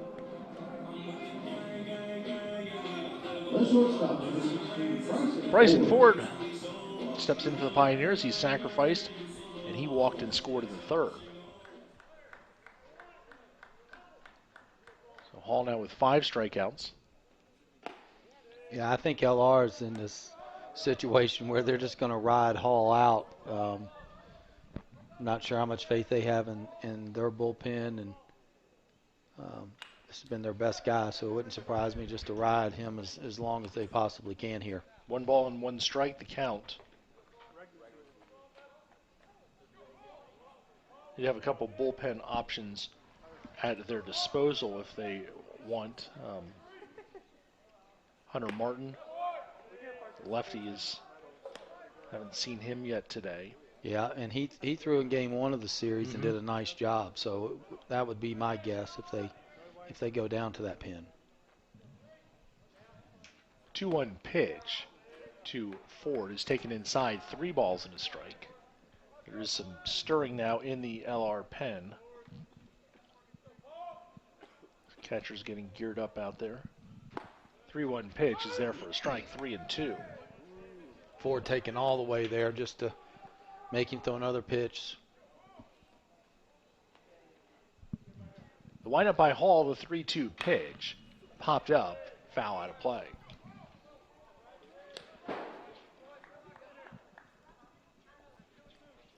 Looking down at the LR bullpen, and it is Hunter Martin who's down there. Yeah, quality arm. Martin's been in the league for a few years, so quality left-hander, good stuff. So that would be my guess, too, for LR. Looks like Tusculum may go with Colin Johnston. Looks to be hot down in the pen. And called strike 3 to Ford as he takes one in the inside corner. So since the Grand Slam, Hall has retired 7 of the 8 batters he's faced. And this 3-2 pitch right on the inside part of the plate for strike 3. Yeah, way too close to take there for Ford, and good location by Hall. You have to tip your hat there. So here's Nate Montgomery. The last time he batted, he had a grand slam to left center field, which is all the scoring for Tusculum in this game. Yeah, only 2 hits, the home run by Montgomery and the double by Evans, so nothing else really to show for it besides the base on balls and things like that. So not a lot of good swings other than those 2. 2 balls and no strikes to count to Montgomery. Jarrell McDade waits on deck. 2-0 pitch is there for a strike, 2-1. Ball still coming out of his hand really good right now. I know he's approaching over 90 pitches at this point. The windup in the 2-1 pitch is fouled back, 2-2. Yeah, they talk about pitchers about repeating their delivery, and a guy has as many moving parts as he does. He seems to repeat his delivery very well. Yeah, it's and you can tell when he does, he's in the zone. When he gets a little out of whack, that's where you see the base on balls and things like that come into play. So 2-2 pitch is hit foul. But it's amazing for a guy who, for as much as he's doing with his head and everything else, to be able to repeat it as much as he does is a tribute there. I mean, there's just so much happening out there when he's throwing. Well, that's part of his success too. Is you're getting flustered at the plate and you're just trying to pick him up. Yeah, you don't see the ball until really late out of his hand, and a lot of deception because of all the moving parts. And a left-hander, obviously, good enough to pitch in the ACC, and it also is a testament to our league when you look at a guy like this who's got, a 5-5 record, I think, coming in, and it's just really, really good baseball. But you're right, to be able to repeat what he does on a consistent basis is a challenge. But ever since the double by Evans, he has really settled in. 3 balls and 2 strikes. The count holds to Nate Montgomery with 2 outs here in the 5th. Wind up and the 3-2 pitch. Bounces up there, ball 4, and Montgomery is a 2-out base runner. And he walks for the first time in the game. 6th walk issued by Hall. And Jarrell McDade will bat. McDade has grounded to short twice. That was the 100th pitch of the game for Hall. And my guess is probably a guy that they're willing to extend to 110, 120, somewhere in there until they can go to Martin would be my guess. The stretch and the pitch, swing and a miss, strike 1.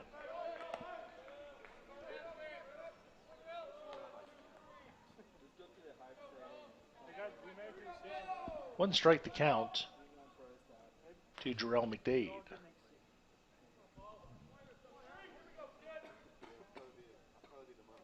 The 0-1 pitch, low, 1-1.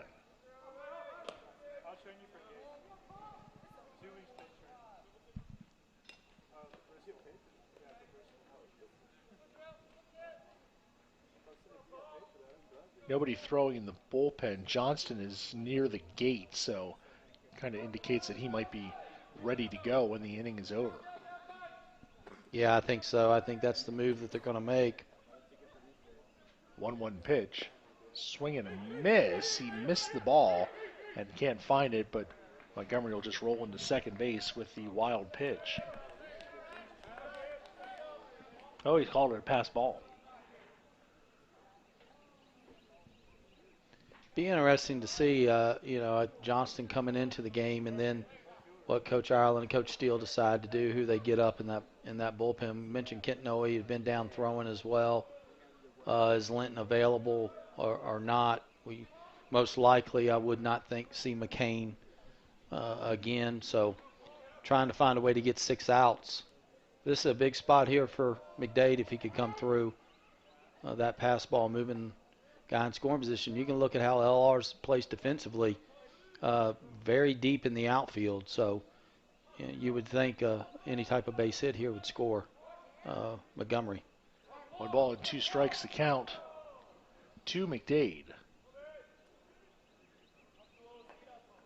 Hall comes set. And his 1-2 pitch. Nope, first he'll step off and look Montgomery back to second.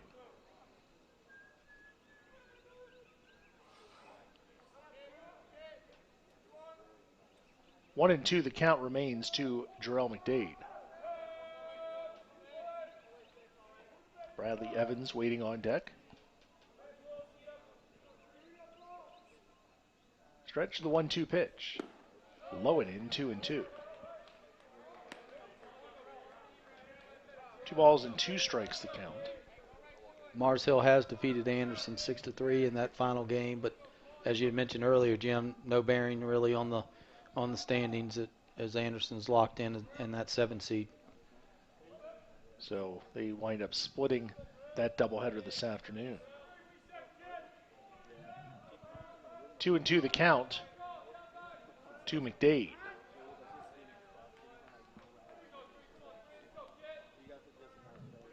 And Hall seems to be very preoccupied with the runner Montgomery out at second base. Yeah, not real sure why. The guy he needs to make a pitch to is standing at the plate here.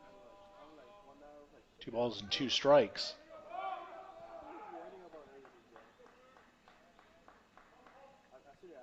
Hall looks again. And now the 2-2 pitch. Hit to third. It's a foul ball.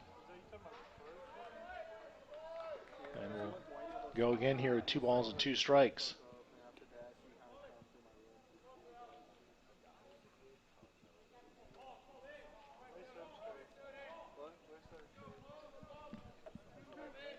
McDade gets it back in the batter's box.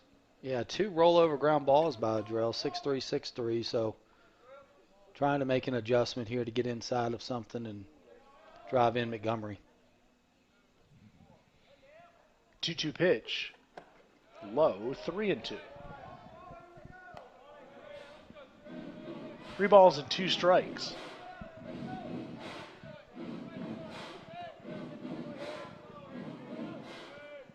LR has a right-hander warming up now. It does. It'll be Griffin Templeton.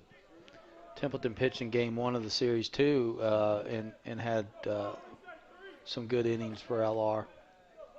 3-2 the count to McDade.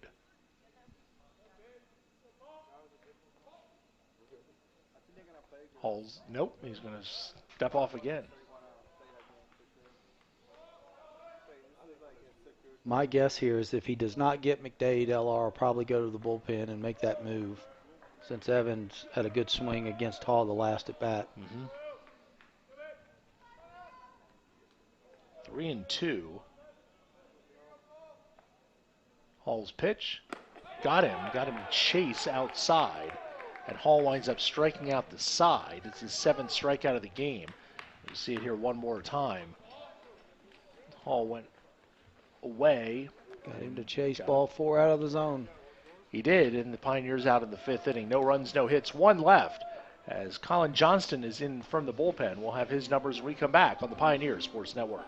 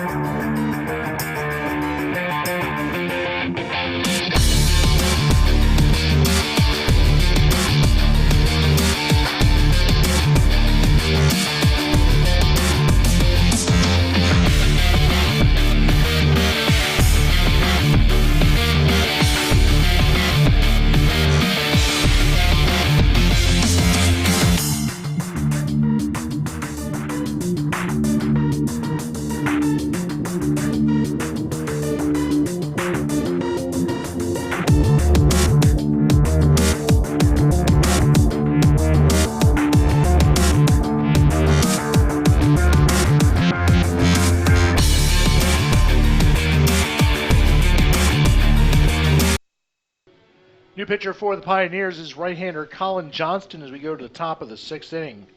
Johnston is 6'1", 210-pound senior out of Rochester, New York by way of Monroe Community College. Johnston is making his 11th appearance all out of the bullpen. He has no record, an ERA of 10.00, 9 innings, 18 hits, 14 runs, 10 earned, 5 walks, 11 strikeouts. Opponents hitting .391 against Colin Johnston. So this is what it's up against for the Pioneers, as they will have to try and piece together 6 outs from the bullpen. Yeah, this has been the biggest challenge, I think, for Coach Ireland and Coach Steele, is try to figure out some type of consistency out of that bullpen. And, you know, Colin's a young man who at the beginning of last year, the first half of the season, had some huge appearances for us and really pitched well, and then struggled down the stretch. And then has really struggled this year, just not being able to put it together. First batter he'll face is the shortstop Will Jones. Jones is 0 for 2. He's lined out and struck out. Jim Miller here with you this evening, joined by Doug Jones, the former Pioneer head coach and current director of athletics, calling the game tonight, game 2 of this doubleheader. Our producer this evening is Nick Forsberg. Glad you could join us here on the Pioneer Sports Network for our final home broadcast of the 2018-19 season. Won't be our final live stream of the year on the Pioneer Sports Network. We'll have the Athletics Awards Banquet coming up on Tuesday, May the 7th, and we'll have more details and links on that as we get closer to that event. Ball and 2 strikes to count here to Jones, leading off the top of the 6th inning. Tusculum got their 4 runs in the bottom of the 3rd inning on a grand slam by Nate Montgomery. But Matthew Freeman hit a 3-run homer in the top of the 5th to bring LR within 1. That's where we stand. LR's out hit Tusculum 4-2. It's 2 balls and 2 strikes to Will Jones. Well, we talked earlier in the contest. You could really see that this had potential. Oh, good pitch there by Colin, breaking ball in the outer half for strike 3. That it was going to be a low-scoring affair with the way Willis had started the game, and then Hall, how good he's been. So. Doesn't surprise me that we only have 6 hits on the board, and it's going to come down to what bullpen's better, I believe, here down the stretch. This will be a pinch hitter, Connor Smith, who will be batting for the first baseman, Reynolds. Smith this season is hitting .200. He is 2 for 10. And now he's 2 for 11 as he swings at the first pitch and hits it to center field where Seth DeHaven makes the catch. So quickly 2 outs here in the 6th. And the third baseman, Hunter Jackson, will bat. Jackson has walked and flied out. Really brings up this bottom half of the order for LR, and all 3 games have been, you know, pretty good for LR at setting the table and getting some things going. So won't be easy here for the Pioneers to try to find the last 4 outs of this. Lined up by Johnston in the first pitch is right in there for a strike.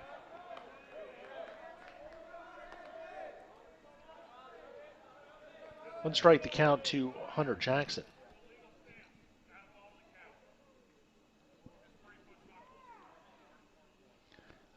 maybe just called an illegal pitch on Johnson for going to his mouth or something while on the rubber. Here comes head coach Brandon Steele to get his discussion of the ruling here. I think we might have a replay of it.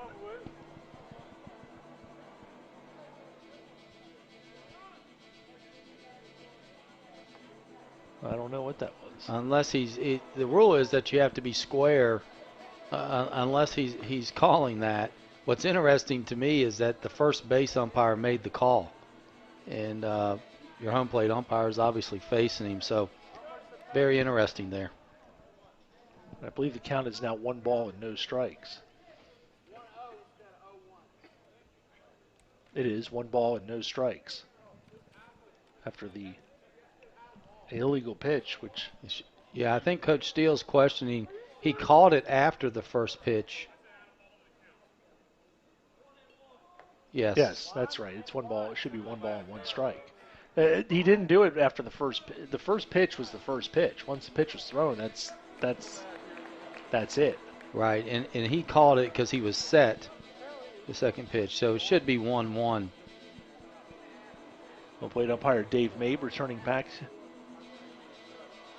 and giving an explanation here to Coach Steele.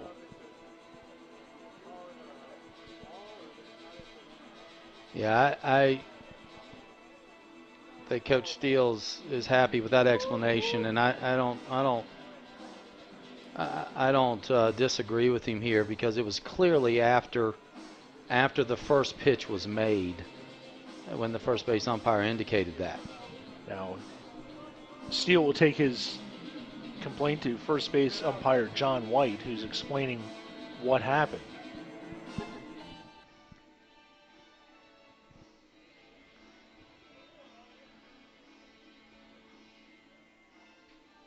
So the discussion continuing here after the...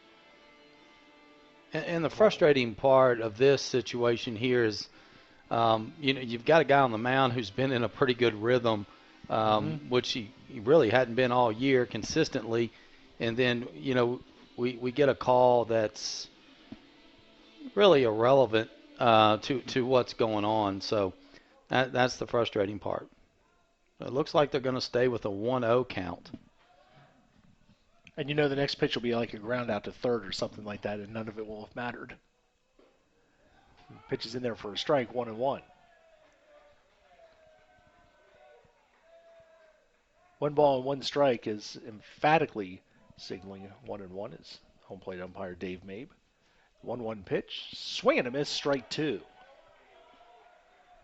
1 ball and 2 strikes to count to Jackson with 2 outs here in the 6th inning, and Tusculum leading 4-3.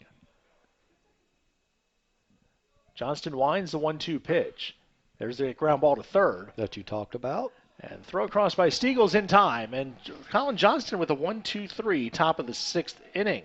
Very quickly, I might add, as well. So we are through 5.5 innings here in Game 2. It is Tusculum 4 and Lenior-Rhyne 3 as Colin Johnston retires the outside in order on this ground ball to third to end the inning.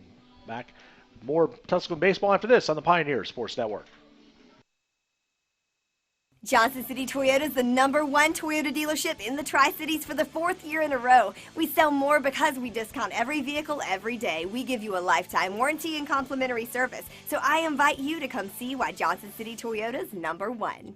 Tusculum University is Tennessee's first university. Established in 1794, Tusculum's beautiful campus is nestled in the foothills of the Great Smoky Mountains. Students from 31 states and 15 countries have found a home here. With nearly 60 areas of study, Tusculum can help you pioneer your path to success. Visit www.tusculum.edu or call 423-636-7300 to discover the Pioneer experience for yourself. We are in.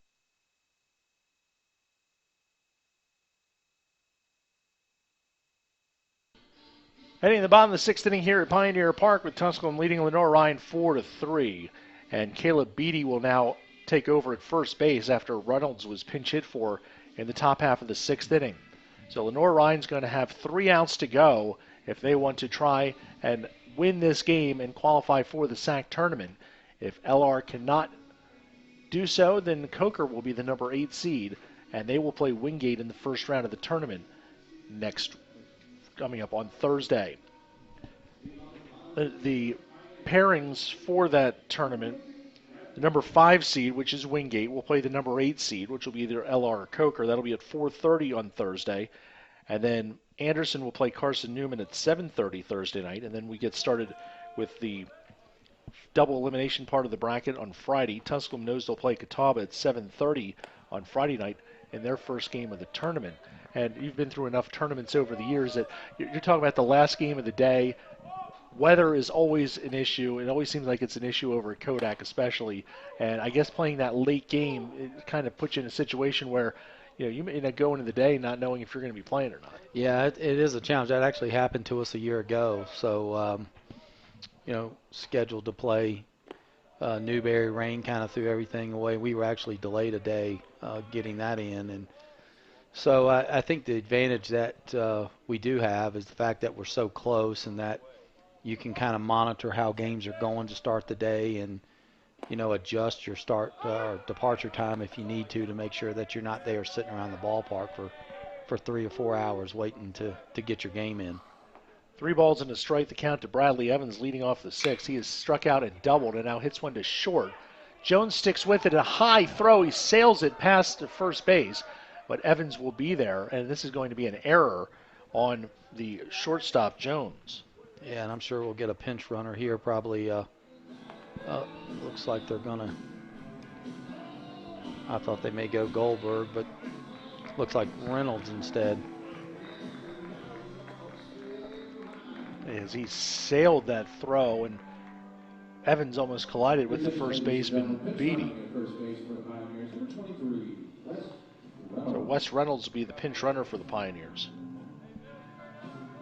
You got Woolen Weber up here, so you would expect a sacrifice bunt here to try to move that runner into scoring position and hopefully try to get a hit to extend that lead. Having a 2-run lead going to the 7th would be big. Woolen Weber showing bunt from the get-go. Pickoff throw at first. Reynolds is back safely.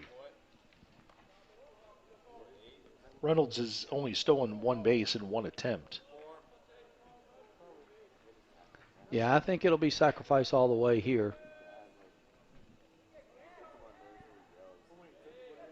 Woolen Weber does have 4 sacrifice bunts this season.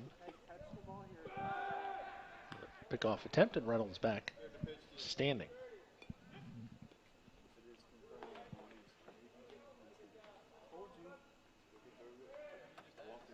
So Woolen Weber waiting for the first pitch from Hall. Here it comes. He bunts it foul, 1 strike. And LR, you can tell here, LR is bringing the third baseman and cutting across to the first base line, and that's when it's very tempting as a coach to just call the slash and pull it back, and you've got the defense out of position. But against Hall, I think the sacrifice bunt is the play, but it's going to have to be a good one. Also a situation where Hall has to do his job, and he has to remember to get over and cover third, because if they're bringing the third baseman all the way across, how many times do you see a mental mistake where a guy doesn't cover third base and the sacrifice turns into 2 bases? That's exactly right. Somebody has to replace him if he fields the ball, either your pitcher or your catcher. And if it's your catcher, your pitcher goes to the plate. So the 0-1 pitch takes a strike, 0-2. The ball's in 2 strikes. Changes everything here. It's frustrating when you need somebody to execute. Now you're in a 2-strike hole, and we'll see how they play it. Probably will take the bunt off, would be my guess. 0-2, the count to Woolen Weber. Zach Fincham waits on deck. 0-2 pitch. Hitting the gap in left center field. Hit pretty well. Going back is the center fielder Fuller, and he makes the catch. Retreating quickly to first base is Reynolds, as Woolen Weber gave that one a ride, but it was tracked down in the alley by Fuller for the out. What a great play. Fuller gets a great jump and makes up a lot of ground to make this play. Thought it was a sure double off the bat, but you cannot teach and coach speed. So a great play there by Fuller, and changes the whole complexion of the inning here. So with one out, it's Zach Fincham at the plate. Fincham is popped up and grounded out.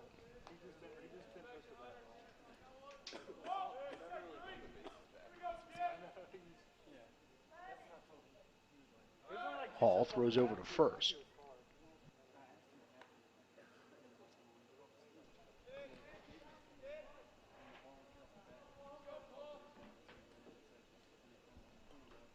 Hall up to 115 pitches here in the sixth inning. Fincham drives one to right. Backing up is the right fielder, Rennell, and he makes the catch for the second out. And Reynolds again retreats to first base. Now with two outs, it's up to Seth DeHaven to keep the inning alive. DeHaven has walked and scored a run and struck out. Give Hall credit, he gave up the grand slam, but he's stuck with it. He hasn't, he's walked guys, but he's gotten strikeouts when he needed to, and it's kind of pitching in and out trouble all game long. Yeah, he has, and you can tell he's a tremendous competitor out there. Just, continues to grind it out and give his team a chance. And that's kind of what we figured we were going to see coming into this one, and done a great job of settling down after giving up that double to Evans. So DeHaven batting with two outs and a runner at first. Pitch, taken for a strike.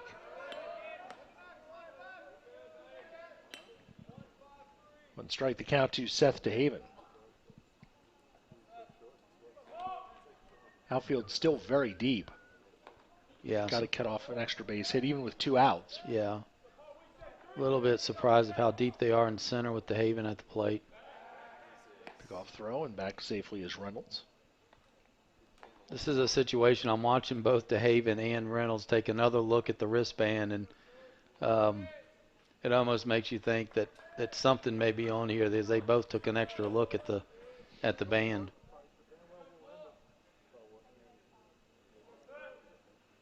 Stretched by Hall. Nothing on as DeHaven pops it up into shallow center field. Calling for it is the second baseman Watson, and he makes the catch, and the side is retired. So the leadoff error does not come back to harm the Bears, and they've got three outs in their season as they go to the top of the seventh inning, trailing 4-3 here on the Pioneer Sports Network.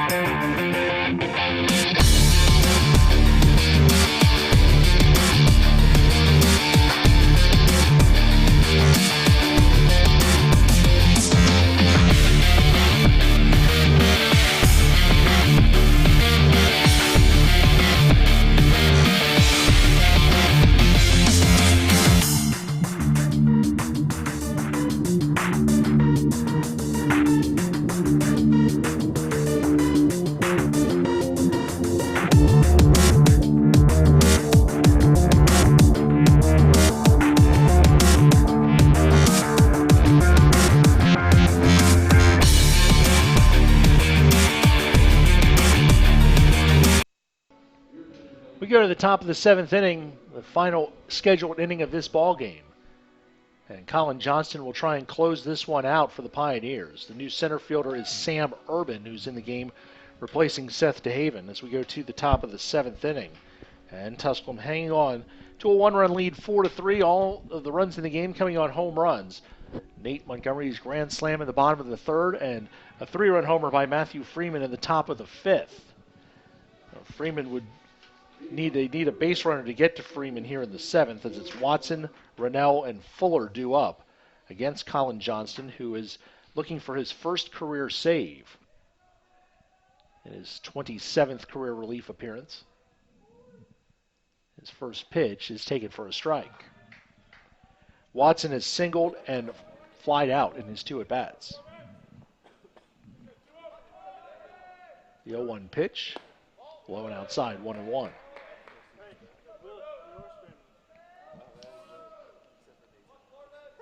Carter Linton is up in the Tusculum bullpen. He's needed. This pitch is fouled away down the right side. And it's 1 ball and 2 strikes to Corbin Watson. So what's at stake here? Lenior-Rhyne needing a victory to qualify for the SAC tournament. A loss would give Coker that number 8 spot. So the final inning of this game, and Lenior-Rhyne's going to need at least a run to keep their hopes alive. Johnston's 1-2 pitch is lined to left field, and that's a start that the Bears were looking for. Can McDade cut it off? He can. Turning is Watson, and he will be in with a stand-up or sliding double. And that's what the start that the Bears were looking for, as Watson doubles to the corner. He is a leadoff base runner here in the 7th. Yeah, breaking ball right in the middle of the plate, and just a mistake, and able to get the bad head out. So E.J. Rennell will bat. Rennell has struck out twice and walked. So Watson now the tying run at second base here with nobody out in the 7th. 5th hit of the game for the Bears. And it's at bottom of the order again. Watson now 2 for 3. Yeah, they've done a lot of damage in this series. And so interesting, LR can play it multiple ways here. Take 3 shots to score him, get a bunt down, move him up 90 feet. Showing bunt, and bunts it foul. Usually they say you play for the win on the road and the tie at home, but they're going to try and just extend this game as most as they can. Yeah, and I would, every coach has a different philosophy. I think in this one, being at the top of the order, I would probably take my 3 shots here to score, but looks like they are going to lay the bunt down and he spun and he hit it fair, but he spun around in the box. And Johnston has it and flips it to Martin for the out. And the Pioneers actually caught a break there because Stiegel at third left early to charge and left third unoccupied. So if that pitch is taken, the base runner at second could have easily walked into third because he vacated his position too early. Other thing the Pioneers caught a break on too is that there was contact between Woolenweber and Rennell as he was running to first base, but immediately home plate umpire Dave Mabes signaled that there was no obstruction there. That could have been a situation where that could have really caused a big problem there. It's a left-handed batter. Fuller is due up. Yeah, interesting. He has lay. Play. Yeah, he's got lay if he wants to match up, or if you go with the guy that's got your best strikeout numbers, you go Linton here. So he's going to make one of the moves. Looks like right-hander. And it will be Carter Linton who will be making his way in from the bullpen to try and get the out here, maybe thinking that Linton has the best chance of striking out a batter. Yeah, I think that's probably the right decision, too. It's Linton, if the slider's good and working, to try to get a strikeout, and the Pioneers will have the infield in, or to get weak contact or something is the goal here. We'll have the numbers on Carter Linton when we come back. We'll take a quick break. You're listening and watching Pioneer Baseball on the Pioneer Sports Network. Legendary discounts made Johnson City Toyota #1, and this month our discounts are huge with savings up to $5,600 on new Toyotas. Camrys are discounted up to $3,800, so ready, set, go to Johnson City Toyota and get your savings today. The first date. Only one chance to make that first impression. Don't worry, this might be new for you, but Ingalls has been there before. From flowers to the freshest ingredients, we have everything you need to put your best foot forward. I'm so sorry. Remember, you can't get to happily ever after without once upon a time. Ingalls, all the ingredients for family. Right-hander Carter Linton on for the Pioneers here in the top of the 7th inning, clinging to a 4-3 lead. Linton making his 6th appearance of the season, all in relief. He has no record, no saves, a 3.18 earned run average, 11 in the third innings, 10 hits, 7 runs, 4 earned. He's walked 6 and struck out 19 in 11 in the third innings. Opponents hitting .244 against Carter Linton, the local product out of Kingsport's Dobbins Bennett High School. He pitched last season at ETSU. 14 innings. He had a 1-0 record out of the bullpen. So Linton will try and at least get through the next couple batters here. He last pitched on Saturday in the first game of this series, went 3 2/3 innings, allowed a run, and struck out 4. His best performance of the season was against Lee last Tuesday. He pitched 3 2/3 innings of relief and struck out 9 in that ball game. His first appearance of the season was against Winston-Salem State back on April the 3rd. This is the third time he's been called on in conference play this year. He's allowed 1 run in 4 2/3 innings in sack competition. Linton, 5'11", 195-pound junior, also pitched a season at Columbia State Community College. So he will try and get Fuller and maybe Freeman as well. I would think that maybe Lay would be needed if they get to Jeffries, the left-handed batter. Yeah, I would think the same thing. And unfortunately, if you get to Jeffries, then the game's at least tied. True. Most likely. And I think that's the other reason Coach Steele went with Linton here. It's, with runners, it's against him, hit 154. So obviously need a strikeout, which will be tough to get, I think, against Fuller, or some type of weak contact is what he's looking for here. Infield is all the way in. Stretch and the pitch. Swing and a miss, strike 1. No doubt we have a lot of interested viewers both in Hartsville and Hickory and in Rock Hill, too, as they are waiting to see who are going to be the 8 teams going to Kodak. So 4-3, Tusculum leading here with 1 out in the 7th. Linton's 0-1 pitch. Hit to left field. It's down the line. If it goes foul, McDade might... No, he's going to make the catch. Coming home is the runner, Watson. The throw bounces past Woolenweber, and it's a tie game. It actually hit the runner. I didn't know if McDade was going to let that one drop or not. It was guide to left field, and McDade caught it in foul territory. Right there, I thought he was going to let it drop. Makes the catch. And then the throw home is a strong one and hit the runner in the back. We'll never know if he would have had him or not, but it is a sacrifice fly, and we are tied at 4. Yeah, very difficult situation there. Typically the dugout or somebody is yelling, let it fall, but boy, he made a strong throw, which would have been, definitely had a shot to get him if it does not hit the runner in the shoulder. But unfortunately, that's the way the ball bounces sometimes. So we're tied at 4 here in the 7th, and Freeman is the batter. He lines that one foul into the netting, no balls and 2 strikes. Tusculum in the bottom of the 7th inning will have the top of the order, Stiegel, Martin, and Ford, as they hope to try and walk it off here in the bottom of the 7th inning. No balls and 2 strikes to count to Matthew Freeman, who had a 3-run home run his last at bat. The 0-2 pitch, high, 1-2. So LR was down to their final 3 outs, but the leadoff double by Watson, the sacrifice moved him to 3rd, and then Fuller with the sac fly. Get him on, get him over, and get him in. Yeah, they did a really nice job of executing in this inning. Situational baseball. 1-2 pitch coming from Linton. Low and away, 2-2. So Woolenweber's going to go out and talk to his right-hander. Tough situation here for Coach Steele because Linton actually pitched 3 2/3 on Saturday.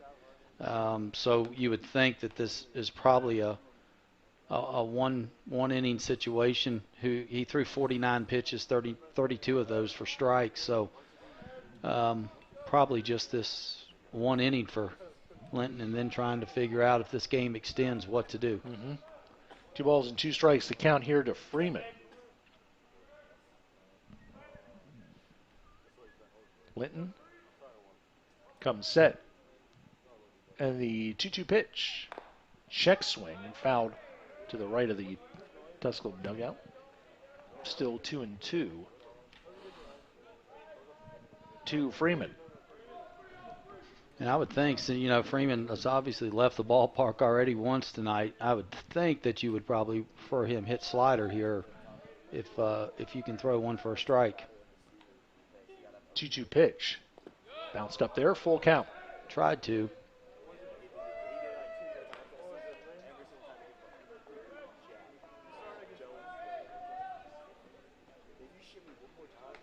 Three balls, 2 strikes, the count to Freeman.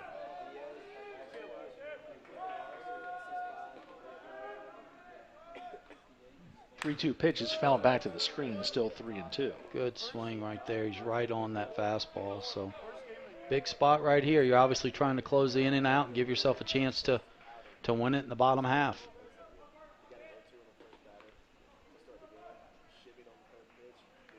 Three balls and 2 strikes. Pitch, low ball 4.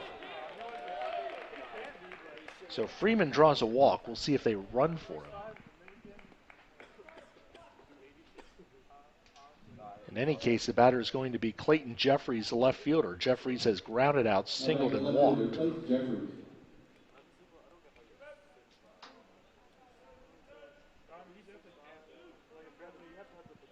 We referenced this earlier, and I believe in the first game, that Jeffries' numbers are pretty good against left-handers.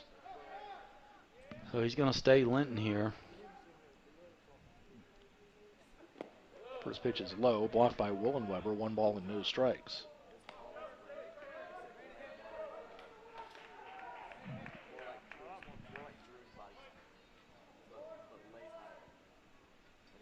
One ball and no strikes to count to Clayton Jeffries.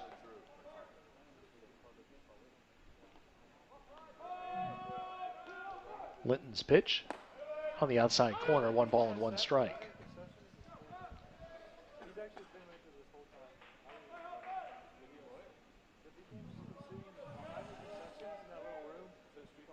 Freeman, the runner at first base, has walked twice and homered.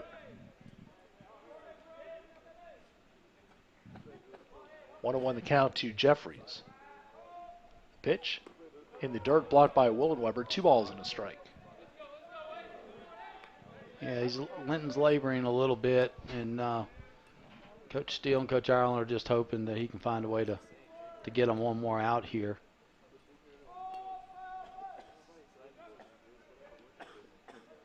Fincham a little shallow in this situation, I think, in right field with the one thing you can't afford is a double. 2-1 pitch is up and away, 3-1.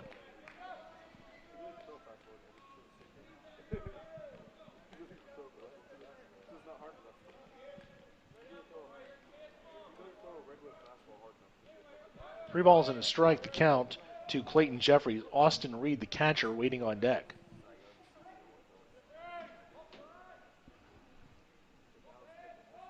Runner goes on the 3-1 pitch, swing and a miss. The throw to second is late.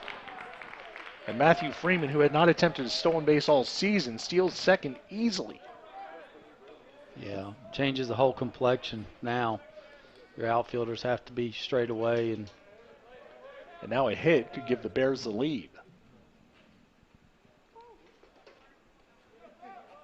3-2 the count to Jeffries. Linton, 3-2 pitch.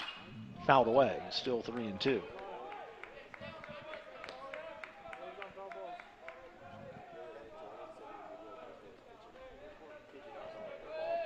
Three balls, 2 strikes, 2 outs, top of the 7th inning. Tied at 4 in this 7-inning scheduled game. Linton's 3-2 pitch. Line to short, caught by Ford, and the side is retired. Big play right there by Bryson. Jeffries hit it on the nose and right towards the umpire and towards the runner too. He had the umpire and the runner is kind of screening him a little bit, and he still was able to make the catch, and the side is retired. LR gets a run in the inning on a hit, and they leave 1. Bottom of the 7th inning, the Pioneers will try and walk it off on the Pioneer Sports Network.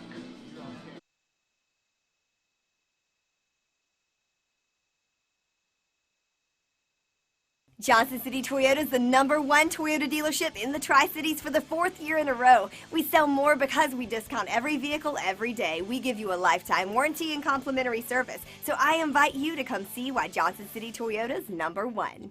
Tusculum University is Tennessee's first university. Established in 1794, Tusculum's beautiful campus is nestled in the foothills of the Great Smoky Mountains. Students from 31 states and 15 countries have found a home here. With nearly 60 areas of study, Tusculum can help you pioneer your path to success. Visit www.tusculum.edu or call 423-636-7300 to discover the pioneer experience for yourself. We go to the bottom of the 7th inning, tied at 4, and it's a new pitcher on for the Lenior-Rhyne Bears. It's left-hander Hunter Martin. Martin making his 2nd appearance of the series, his 18th of the season. He's 1-4 with 3 saves, a 2.90 earned run average, 40 in the 3rd innings, 39 hits, 13 earned runs. He walked 14 and struck out 48. The opponent's hitting .255 against Martin, who is a senior 6 foot, 185 pounds out of Stanfield, North Carolina. He took the loss in Saturday's 12-inning game against the Pioneers. Yeah, really quality left-hander here. He's had a good career there at LR. So a guy that has a lot of experience, been in this situation quite a bit. So see if the Pioneers can string together some decent at-bats here and give them an opportunity to win it here. It only takes 1 run to try and finish this ball game and get the sweep of the doubleheader. Hall's final line, he went 6 innings, allowed 2 hits, 4 runs earned, 6 walks, 7 strikeouts. And he threw 118 pitches, 73 strikes, 45 balls. And really the only mistake he made the whole game was the grand slam by Nate Montgomery back in the 3rd inning. Yeah, really a gutsy performance by Hall. Just gave his team, just stayed right there, gave him a chance to win the game. So see if the Pioneers can answer here in the bottom half. And it'll be the top of the order, Jaden Stiegel leading off for the Pioneers. He has walked, sacrificed, and grounded out. Tusculum has not had a hit since the 3rd inning when Bradley Evans got their 2nd of 2 hits with a double. So it'll be Hunter Martin, the left-hander, facing Stiegel, Martin, and Ford here in the bottom of the 7th inning. Yeah, you don't see yourself winning many games when you only have 2 hits on the board. So the Pioneers are going to have to find a way to string together some good at-bats. The first pitch is taken for a strike. This is now officially the final game of the Southland Conference baseball season as Queens and Wingate finished their game. And Wingate got the victory by a score of 4-0. Next pitch is in there for a strike, 0-2. Really good pitch there. Good command of the breaking ball. Finds itself in a hole here, 0-2.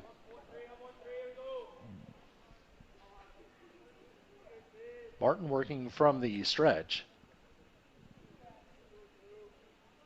And the 0-2 pitch. Fouled away at the plate, still 0-2.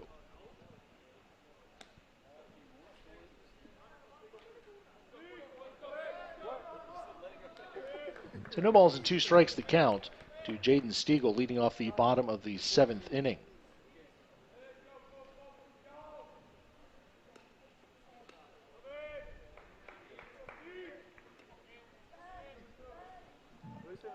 He gets back in the batter's box.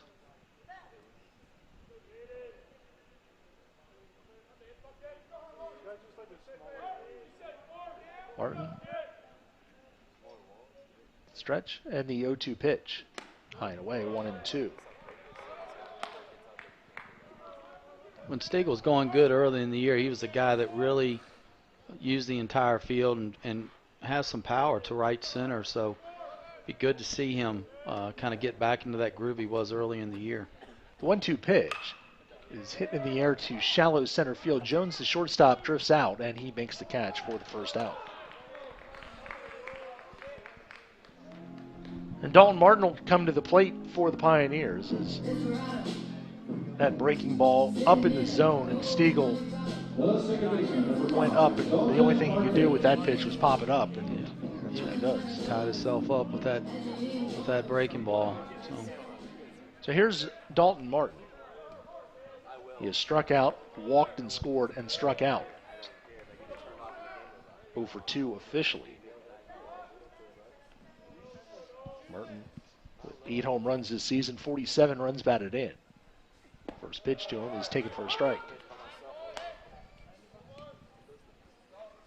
1 strike to count to Dalton Martin. Outfield very deep.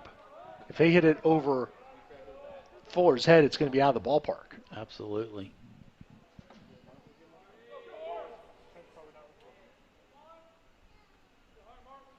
The 0-1 pitch to Martin. Hit right back to Hunter Martin. And his flip to first is in time for the out. There's 2 up and 2 down here in the 7th.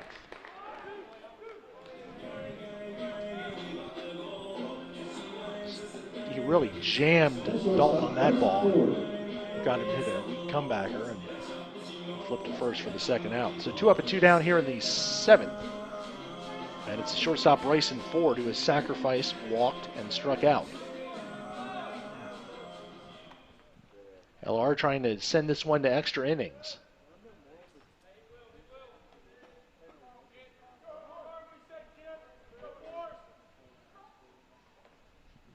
First pitch to Ford is in there for a strike. Yeah, Martin has great control, great command of that breaking ball. It's almost like he can flip it in there anytime he wants to. 1 strike the count to Bryson Ford. 0-1 pitch, swing and a miss, or foul tip. No balls and 2 strikes. As deep as that outfield is, this is one of those situations where you'd almost like to see a flare that could easily turn into a double. Especially with Bryson's speed. 0-2 the count.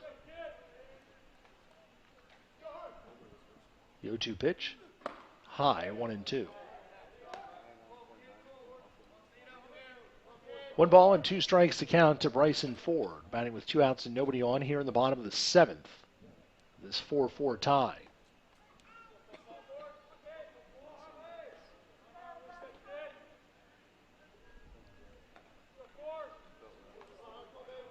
Stretch. And the 1-2 pitch. Breaking ball outside, 2-2. You can tell they know the scouting report on Ford. They tried it on that 0-2 to go up and out of the zone, which is a pitch that Bryson has trouble laying off of. And then right there, just try to backdoor breaking ball on him. So good job of laying off and even the count at 2. Nate Montgomery waits on deck. Stretch by Martin. 2-2 pitch. Lined up the middle. It's into center field for a base hit. Ford busted it out of the box. He takes a wide turn and then probably wisely goes back to first base as Fuller was on that ball quickly. Yeah, you could tell Bryson realized that how deep they were. So a really good turn, any type of bobble there. You know, he gets to second base. So good job of extending the inning and bring Montgomery to the plate, who is very capable of finding the gap and sending us home happy here. So, runner at first with 2 outs for Nate Montgomery, who hit a grand slam in the 3rd inning.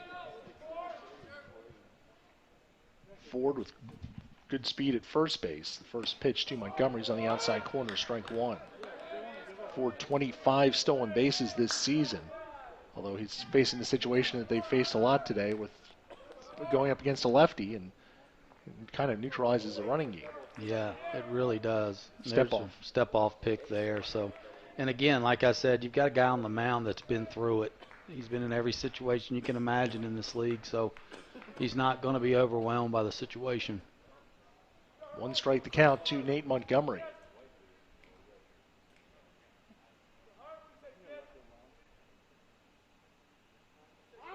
And time is called just as Martin begins his delivery. Is that a tactic? Are they trying to force the batter to step out or call time? Yeah, I think there's a long hold to see if you can get the runner to flinch a little bit or just to slow up, break his rhythm over there at first. So he's going to pay close attention to Ford here. 0-1 the count. Swing and a miss, strike 2. No balls and 2 strikes to count to Nate Montgomery. This might be a situation where if you're maybe just go on first movement. At this point, it's 0-2. You've got nothing to lose. Yeah, if you're going to run, that's what you would have to do is just go on first movement and hope you guess right. And where that shortstop's playing, that's a long run for him to get to the bag. So with 2 strikes, maybe worth the risk here. Stretch by Martin. He's not going. The pitch is high and outside. Now it's a kind of a delayed steal. The throw down to second, and he's safe. They call him safe at second base. I can only assume there's no tag because the ball clearly beat him.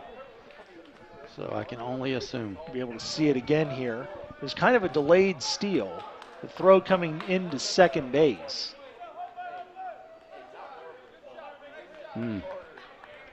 It looked to me like he got the tag on his hip. Let's see.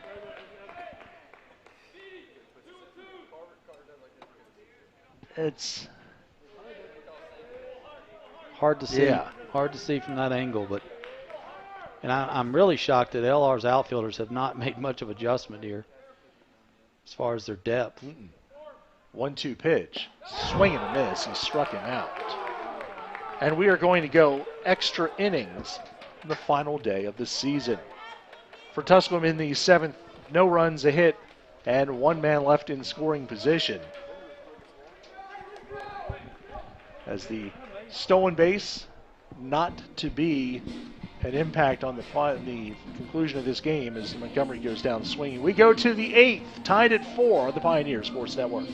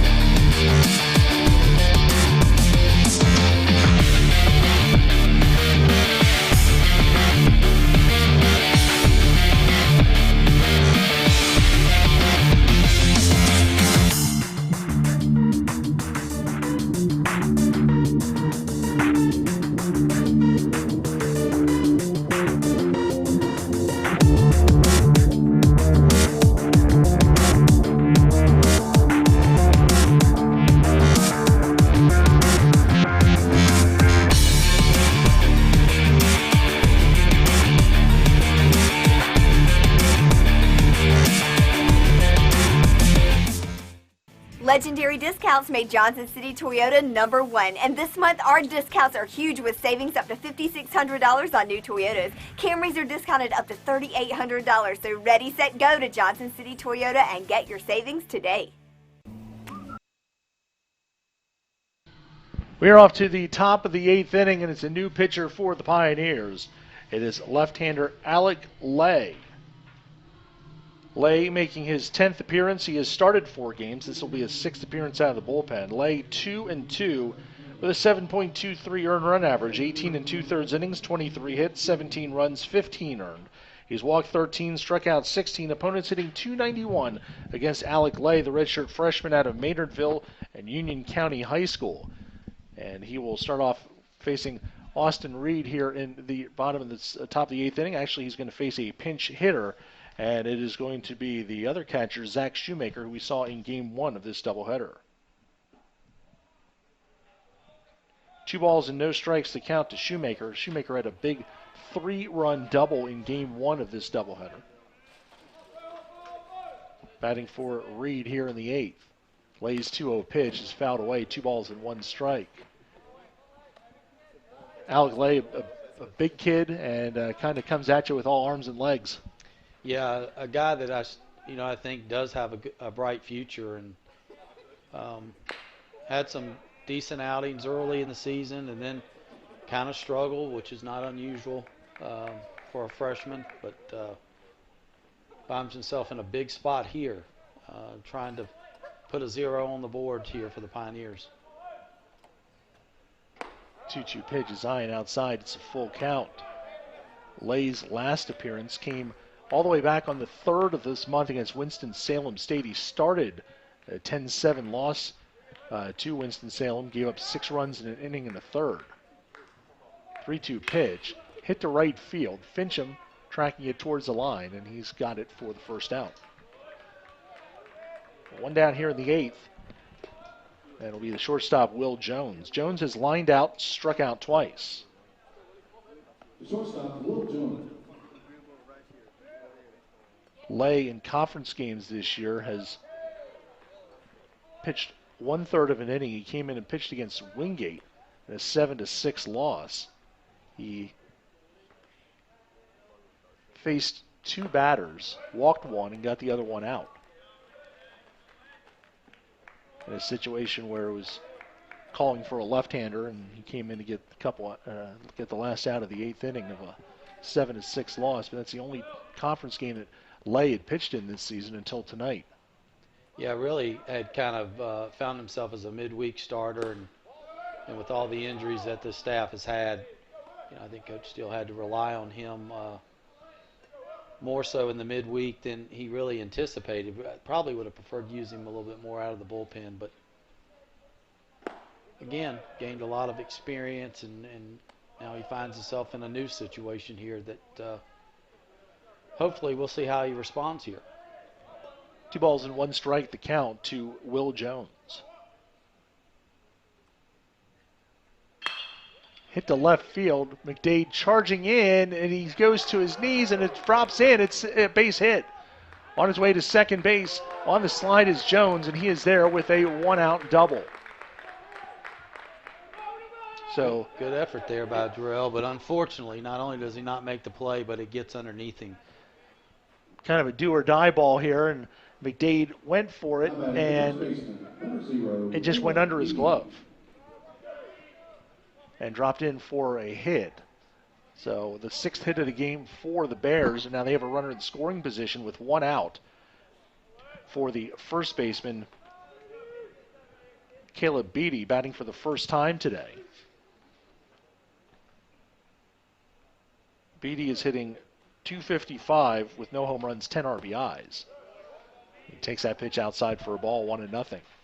Lenior-Rhyne trying to scratch a run across here in the top of the 8th inning and then turn it over to Martin for the bottom of the 8th. They are trying to play their way into the SAC tournament.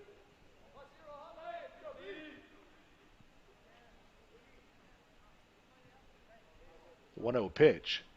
Right there for a strike, 1-1.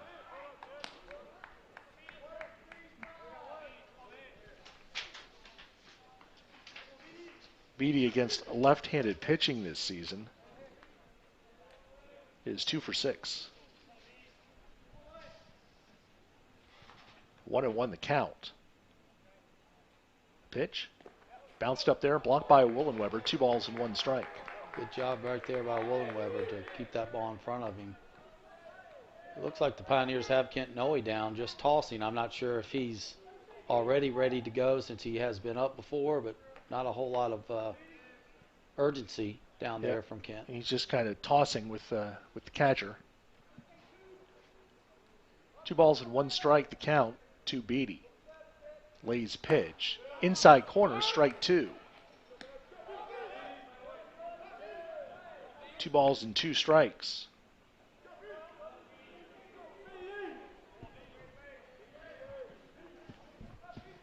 This is Tusculum's 2nd consecutive extra inning game and their 3rd of the season. Or 2nd in 3 days. Hit to first. Montgomery stays down on it, and he'll tag the bag himself, and on to third base goes Jones for the 2nd out of the inning. Tusculum beat Wingate 3-2 in 11 innings back on March the 2nd, and then beat LR 4-3 in 12 innings on Saturday. So for the 2nd time in 3 games, it's extra innings for the Pioneers. And now Hunter Jackson at the plate. Jackson's walked, flied out, and grounded out. Now you have to really watch for the wild pitch. Pop foul, 1 strike. Jones, the potential go-ahead run at third base with 2 outs here in the 8th. Lenior-Rhyne tied it in the 7th on a sacrifice fly. Lay's pitch. Line foul, 0-2. Hit that one right off the light pole. Yeah. 0-2 the count to Hunter Jackson. So again, a situation where it's a little dangerous to call the breaking ball here. So you tend to become a little bit predictable in this situation. 0-2 pitch, high and away, 1-2. 1 ball and 2 strikes to count to Jackson.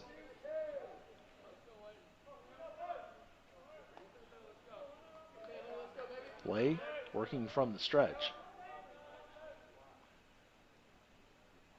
The 1-2 pitch. Breaking ball just low. It's 2-2.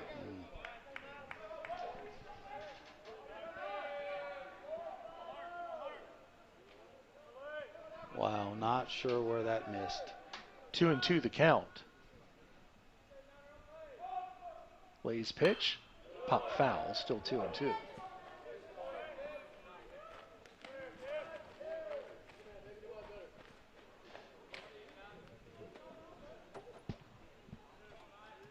Watson waits on deck. 2-2 pitch coming from Alec Lay to Hunter Jackson. Low, it's a full count. It was Watson who started the 7th inning rally with a leadoff double.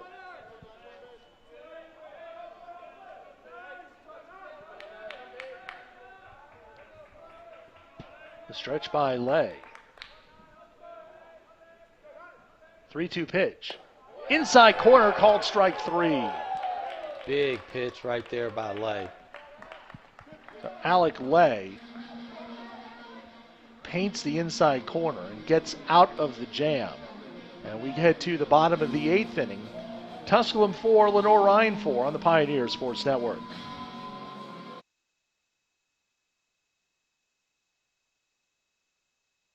Johnson City Toyota is the #1 Toyota dealership in the Tri-Cities for the 4th year in a row. We sell more because we discount every vehicle every day. We give you a lifetime warranty and complimentary service. So I invite you to come see why Johnson City Toyota is #1.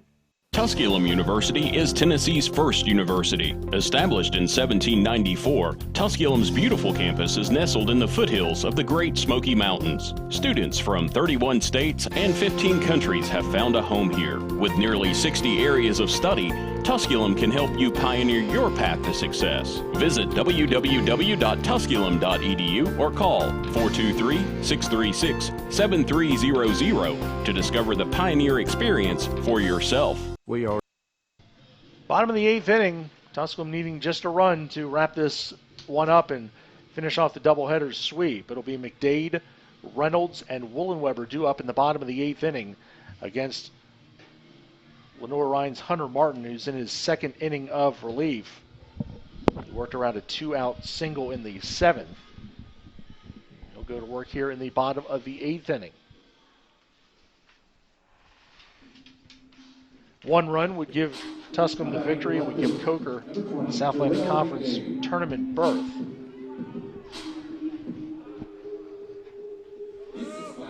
This is the final game of the regular season. All other conference play for the year in baseball has been finalized.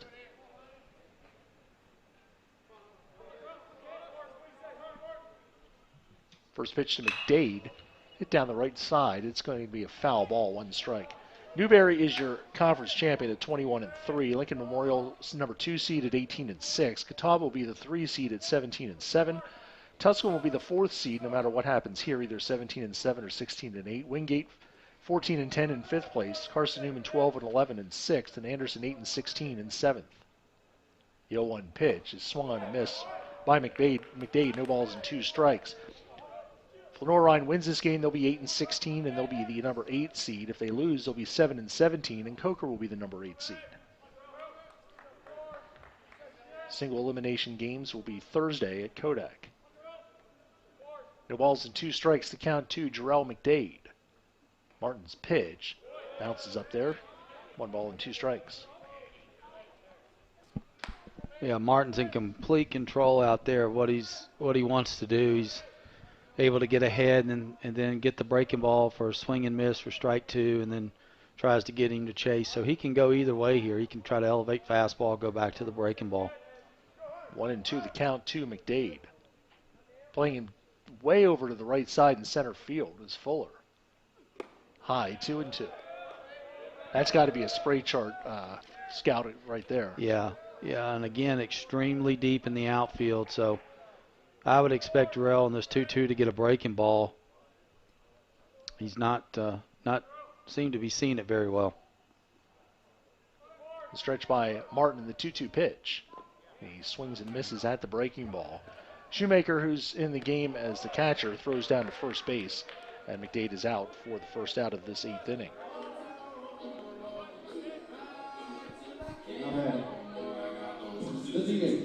This will be Wes Reynolds, who came in and pinch ran for Bradley Evans in the 6th. Stayed in the game. This will be his first at bat. Reynolds is batting .314 with a home run, 9 runs batted in. Also 5 doubles among his 11 hits. He has started 10 games this season, or 9 games this season. Reynolds, a freshman out of Cherryville, North Carolina. Yep, another product of that area and a young man that has some ability and I think will continue to improve over his time here. 1 ball and no strikes, the count to Wes Reynolds.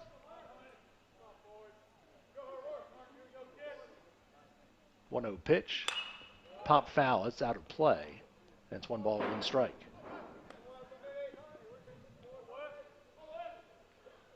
One and 1 the count to Reynolds. Wes has gotten some valuable experience and come up with some big hits in the time that he's had an opportunity to play. This 1-1 is hit down the right side, foul, and it's out of play. It's 1 ball and 2 strikes.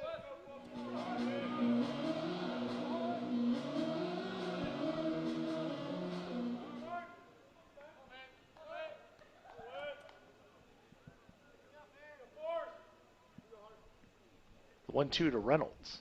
Swing and a miss. He struck him out. And Martin struck out the last 3 batters he's faced. Yeah, that breaking ball down and in, he's just, like I said, in complete control at the moment. And that's the benefit that the Bears have. A guy with tremendous amount of experience, been in these situations a lot, and Pioneers relying on a bullpen where you're not real sure what you're going to get. Chase Woolenweber at the plate. Woolenweber has walked, grounded out, and flied out. As Martin tries to send this game to the 9th. This pitch is chopped foul off of Woolenweber's lower leg. And he'll walk that one off. 1 strike to count. 4 runs, 6 hits, 1 error for the Bears. 4 runs, 3 hits, no errors for the Pioneers. Here in the bottom half of the 8th inning. This is extra innings.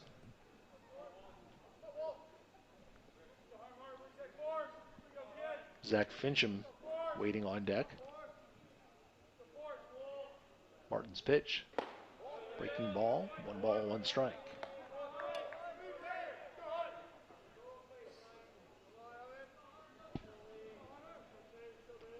Woolenweber with no home runs this season. 1-1 pitch is taken low, 2-1.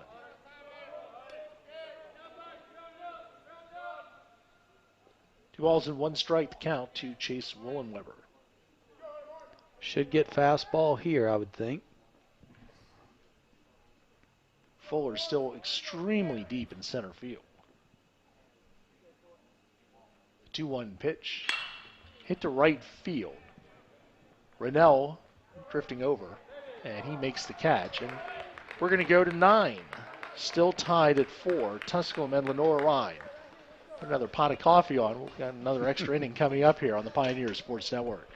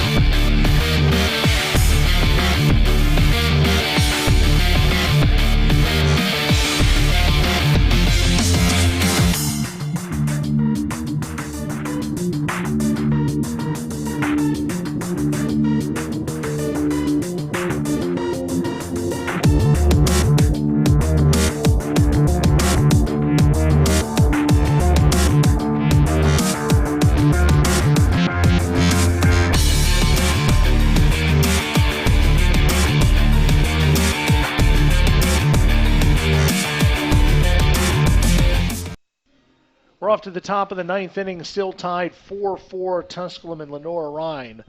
Tusculum with a grand slam from Nate Montgomery in the third. Lenior-Rhyne, a 3-run home run from Matthew Freeman in the fifth, and then a sacrifice fly by Grant Fuller in the top of the seventh inning tied it, and that's where we still stand.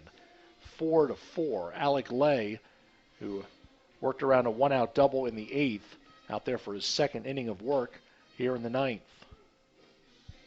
As everyone awaits to see who will be the number 8 seed in the conference. Will it be Lenior-Rhyne or will it be Coker? Bears get their chance here in the top of the ninth inning. Corbin Watson, the second baseman, will lead it off. Watson's triggered that seventh inning rally with a leadoff double. He later scored on a sac fly by Fuller on the throw, came in and hit Watson in the back as he was sliding into home plate. That tied the game at 4, and that's where we still are. First pitch from Lay is popped up foul and is going to be out of play behind the Tusculum dugout. 1 strike the count to Corbin Watson, who was singled, flied out, and doubled. Yeah, he got a breaking ball in the middle of the plate his last at bat and was able to hook it down the line for a double. So I would expect Pioneers to probably stay away from him. It's a backdoor breaking ball. Good pitch right there by Alec. No balls and 2 strikes to count. To Corbin Watson. Wind up by Lay in the 0-2 pitch is high, 1-2.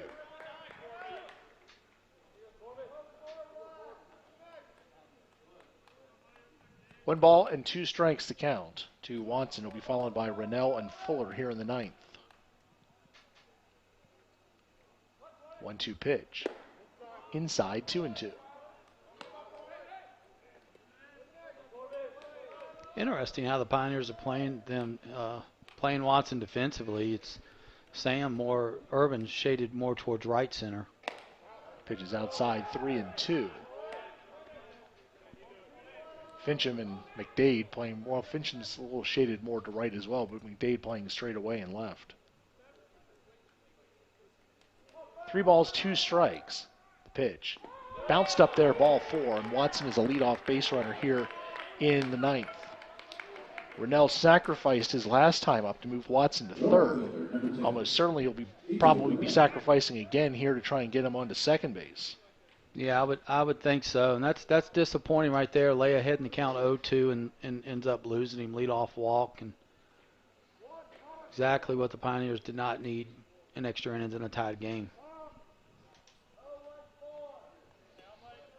So Rennell at the plate, he has struck out twice, walked and scored, and sacrificed.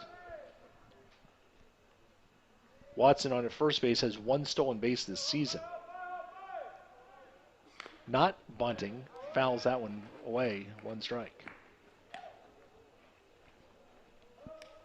Stiegel was playing in at third a little bit. Yeah, I would almost expect that to change right here.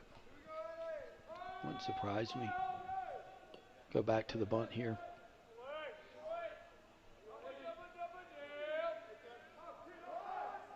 Now the bunt shown and the pitch is away, 1 ball and 1 strike. Watson flinching a little bit over at first base. That may have just been a try and distract Lay.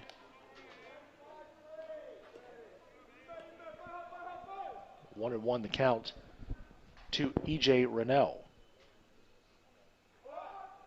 Pitch, shows bunt, takes strike, 1-2. 1 ball and 2 strikes to count to Rennell. Now I'd almost certainly expect the bunt will be taken off here. But I would think so. You never know. My philosophy would give you 3 chances to get it down. If you can't, it's your fault. But obviously he was not bunting on the first attempt. He lines out one to right center field. Urban on the run. He dives. Oh, he caught it! He caught it! Throw to Martin. Throw to Montgomery. It's a double play.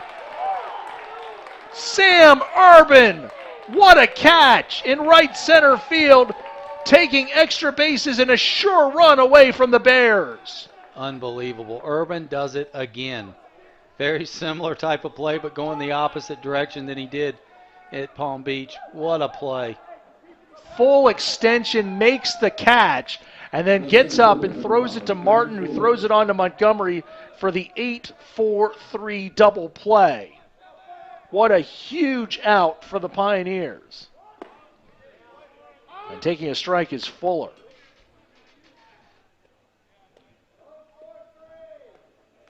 Sam Urban, who's done it, when we saw that video of the catch down at Palm Beach, and that one was, given the circumstances, might have been better. Martin on to first, and the inning is over. That's a great play by Dalton right there, because I'm telling you, Fuller can get down the line. So had to come get that ball, kind of an in-between hop, and made a great play to end the inning. And, Fuller is slow getting up. He's now to a knee. We'll see that catch again one more time. Sam Urban possibly saving the game for the Pioneers, laying out to make that catch. We go to the bottom of the ninth. Still tied at 4 on the Pioneer Sports Network. The first date. Only one chance to make that first impression. Don't worry, this might be new for you, but Ingalls has been there before. From flowers to the freshest ingredients, we have everything you need to put your best foot forward. I'm so sorry. Remember, you can't get to happily ever after without once upon a time. Ingalls, all the ingredients for family.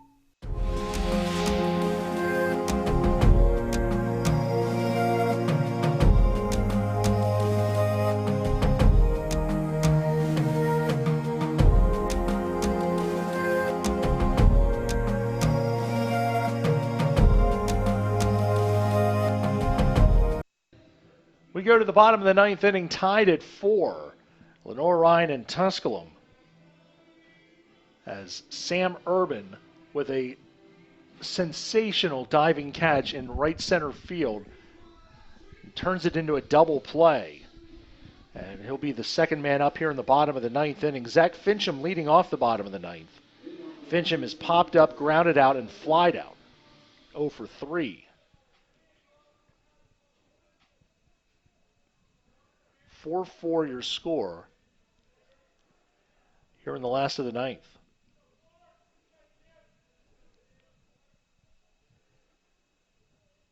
Stretch by Martin in the pitch. Breaking ball low, 1 ball and no strikes. This is where the Pioneers really need Fincham to find a way to get on, and with Urban on deck and bunt him in the scoring position. So a big at bat, I think, right here for Zach. 1 ball and no strikes. Line to right field. There's the base hit for Zach Fincham, and he'll be a leadoff base runner here in the bottom of the ninth inning. Sam Urban, who moments ago saved the game for the Pioneers, he'll get a chance to move Fincham over. Fincham didn't need to do a lot on that one. He just inside out of that one into right field for the base hit. Did a good job of staying closed and not trying to do too much with it. So good at bat. Needs Sam to really execute right here for us. This is Urban's first at bat of the game. Came in the top of the 7th inning, showing bunt all the way. And he takes a ball. 1 ball and no strikes as the Lenior-Rhyne bench erupts. They thought that Urban offered at the pitch. And I think they're right. I don't think he ever pulled the bat back there. So I'll say this, and LR's had a couple it seems like every close call in this game's gone against them. Yes, I would agree. 1 strike, or 1 ball and no strikes to count. He offers at it, strike 2. Or 1 ball and 1 strike. It's 1 ball and 1 strike to count to Sam Urban.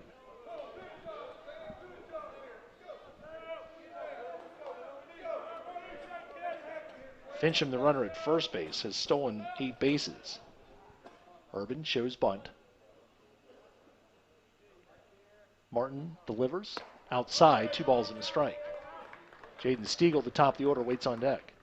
Yeah, and Sam's really going to have to, I think, really start to take more of the plate away here. The angle's critical here. If he gets this bunt down, it has to be down the first base line with the third baseman crashing where he is. I would expect some type of pickoff move here shortly, too. 2-1 the count to Urban. Martin delivers, and it's bunted foul at the plate. 2 balls and 2 strikes.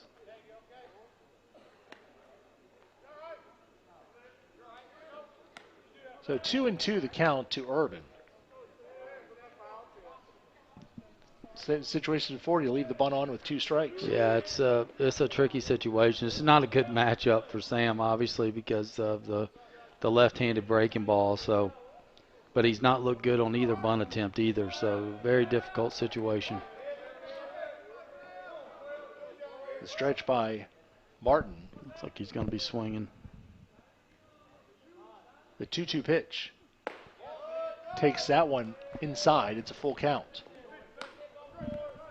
3-2 now. You start the runner. Well, I wouldn't, but just based on the number of times Sam has struck out this year, it's difficult to do, but, you can roll the dice here. I would expect, again, some type of move over here just to see if Fincham is flinching. 3-2 the count to Urban. Step-off move. And back safely is Fincham.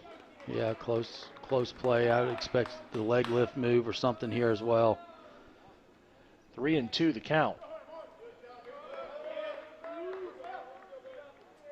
Martin comes set. And you have him picked off. The throw down to second. Throws it into left field. Fincham gets up. He's on his way to third. And he will make it there standing. And now the Pioneers have the winning run 90 feet away. And we talked about that earlier, Jim. As deep as the shortstop is playing and you run that and you force the throw, you just never know what you might get. As that throw goes into left field, and Fincham alertly gets up and takes off for third. So now he is at third base with nobody out. And a 3-2 count holds to Urban. Heads up base running by Fincham. Don't underestimate the importance of being able to run with your head up and find the baseball. If he doesn't find that baseball, he doesn't advance the extra 90 feet. 3-2 the count. Infield all the way in. Outfield is still fairly deep. You got to be as deep as you can throw the ball. Yes. The 3-2 to Urban. Takes called third strike. So one down here in the ninth. So here's Stiegel. It's a tough situation. You have Martin on deck. Yeah, and I don't think Martin ever hits. I don't. This is a difficult situation. Obviously, LR is going to pitch to Stiegel here, and I would expect breaking balls. Squeeze is a possibility, but when you're seeing as many breaking balls, it's a little risky to try that. The stretch by Martin in the first pitch to Stiegel was swung on and missed, strike one. Yeah, I think he was sitting on breaking ball there too, which is probably pretty smart, just not able to get a good swing off on it. So the push drag here is really not that big of an option considering where the infield's playing. One strike to count to Stiegel with Fincham at third base and one out here in the ninth of this 4-4 tie. Martin's pitch, high and away, 1 ball and 1 strike.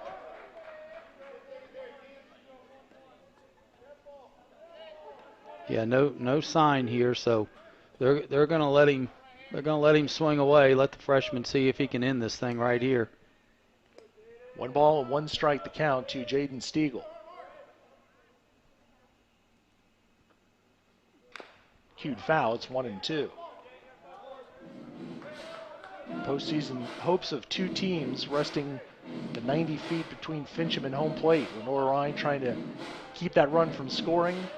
Coker, on the other hand, hoping that the Pioneers can get this win. Yeah, with the infield where it is here, you're telling Fincham it's probably high chop lateral, which is the term we use. So if you see something chopped, it's a yes for you. If not, or you see an infielder going laterally, it's a yes. If not, you're trying to see the ball through here. 1-2 the count to Stiegel. Martin's pitch, high, 2-2. Yeah, I think that's a setup pitch right there, and I would expect again to see the breaking ball here down and in to Stiegel, and he's going to have to find a way to see something up and stay inside of it, because the rollover ground ball to third is not going to do the job for you. Situation, too, where Shoemaker has to make himself as big as possible behind the plate. Absolutely. 2 balls and 2 strikes to count to Jaden Stiegel. Zach Fitchin, the runner at third base, with 1 out here in the 9th. The stretch by Martin. Time is called. And we'll get set to do it again here. Martin has struck out 4 batters in 2 1/3 innings so far. Looking for another one right here.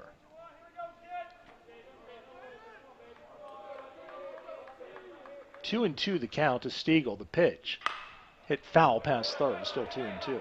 I still can't get past the fact how deep the outfield is playing, and the fact that they're not doing a 5th infielder. I mean, at this point, you've got to throw everything out there.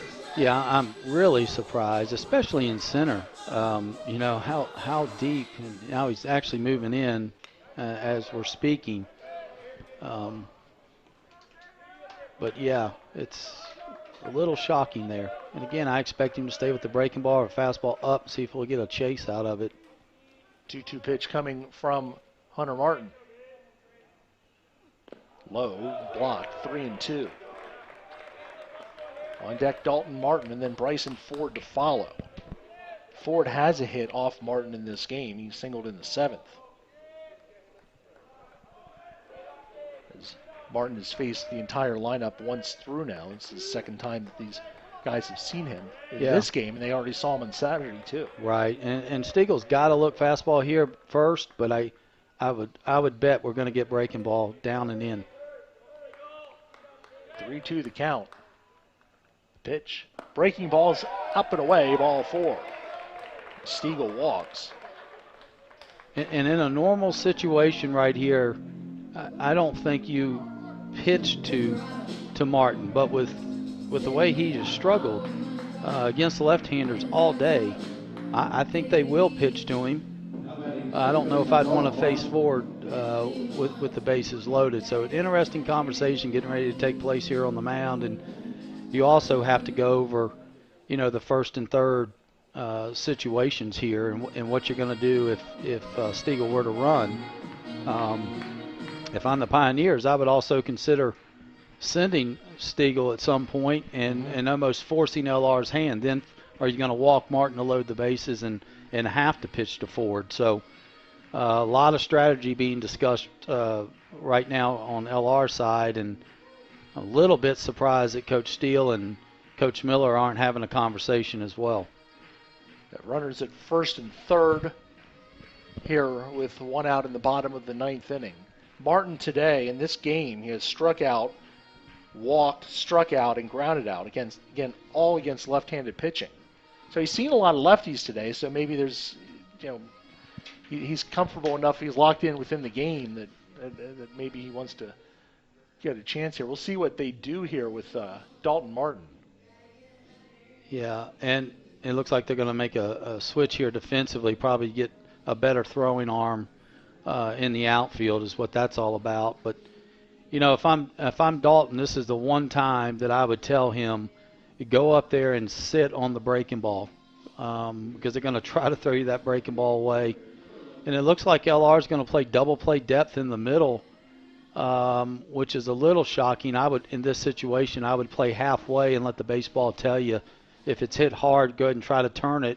If not, you have to come to the plate because Fincham's going to be off on contact here. So, like I said, a lot of strategy to discuss in this type of situation. Certainly. And the defensive change, it makes you wonder why they didn't do that. The situation hasn't changed since Stiegel was up. Yeah, and I did not see him throwing either prior to entering the game. So even if he does have the better arm, is he loose enough to be able to make that throw? And the one thing Stiegel has to be aware of here is do not get picked off in this situation and give them that second out. And the reason I wouldn't run here is because I'm going to leave that 4 hole open as much as I possibly can if Martin can roll over one. So Martin batting with runners at first and third, 1 out here in the 9th. The first pitch is inside, 1 ball and no strikes. Yeah, breaking ball he missed with. So, again, from Dalton, I'm sitting nothing but breaking ball here, and hope to get something up that you can drive somewhere. 1 ball and no strikes to count to Martin Fincham, the winning run at third base.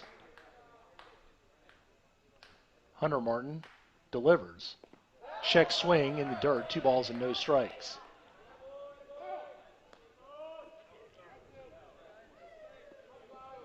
Question 2 becomes, at what point do you just say, let's just put him on anyway? It's 2-0. Now you got to count where if you're going to challenge him, he's going to make you pay. And if you just waste one, then you might as well just walk him. Right, exactly. And I still think they'll throw breaking ball here. If he throws breaking ball for a strike, you're back in the count. If it's 3-0, maybe you do consider putting him on in that situation and setting up the double play.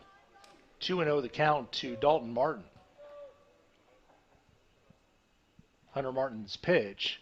Low and in again with the breaking ball. 3 balls and no strikes. Yep. Watching that LR dugout and no signal yet. But again, you're going to get a 3-0 breaking ball here. Mm-hmm. I would assume or put him on. Yeah, they're going to put him on. They put him on. Yeah, that makes sense. And I'm going to say the same thing that I was saying about Mr. Montgomery earlier in the game, because Bryson Ford had a couple of these situations on Saturday where he was unable to come through. I actually talked to him about that yesterday at the family gathering. So typically, if you're a Pioneer fan, this is a guy that you want at the plate. He runs extremely well. And this is interesting now that because of that, the LR defense is going to play the infield in and not risk the double play. Very difficult guy to double up. So, and again, I would expect Ford to get breaking balls here and our fastballs up. That's a scouting report on him. So here we go. Bases loaded, 1 out. Martin's pitch.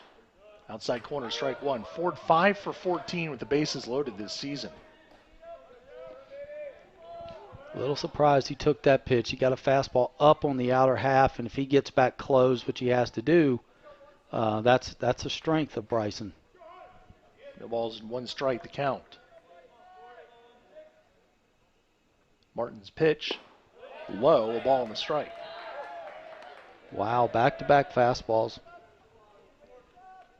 Did not expect that. 1 ball and 1 strike to count to Bryson Ford, who has sacrificed, walked, struck out, and singled. Single came off of Martin in the 7th. 1-1 pitch. Lined up the middle, base hit center field, Pioneers win. Fincham scores and the Pioneers win it by a score of 5-4 on a bases loaded single by Bryson Ford.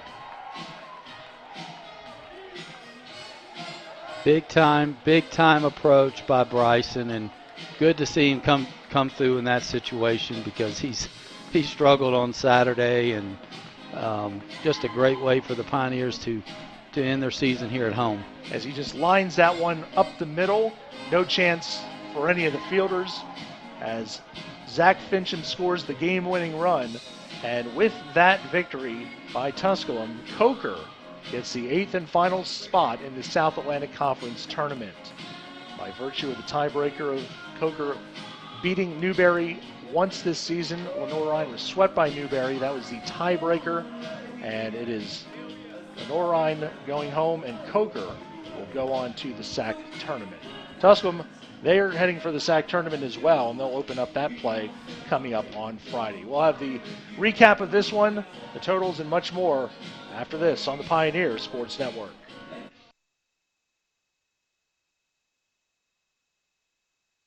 Johnson City Toyota is the #1 Toyota dealership in the Tri-Cities for the 4th year in a row. We sell more because we discount every vehicle every day. We give you a lifetime warranty and complimentary service. So I invite you to come see why Johnson City Toyota is #1.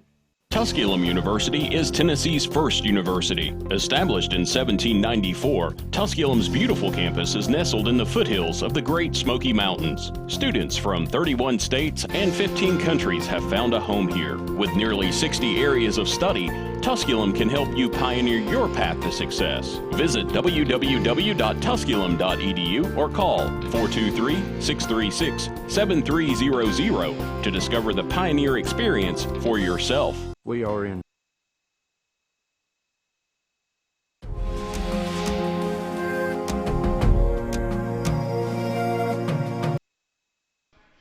Back here at Pioneer Park, where Tusculum has defeated Lenior-Rhyne in 9 innings by a score of 5-4 on a walk-off RBI single by Bryson Ford. Final game totals for the Pioneers: 5 runs, 5 hits, and no errors. For Lenior-Rhyne, 4 runs, 6 hits, and 2 errors. Tusculum left 6 men on base, and Lenior-Rhyne left 7 men on base.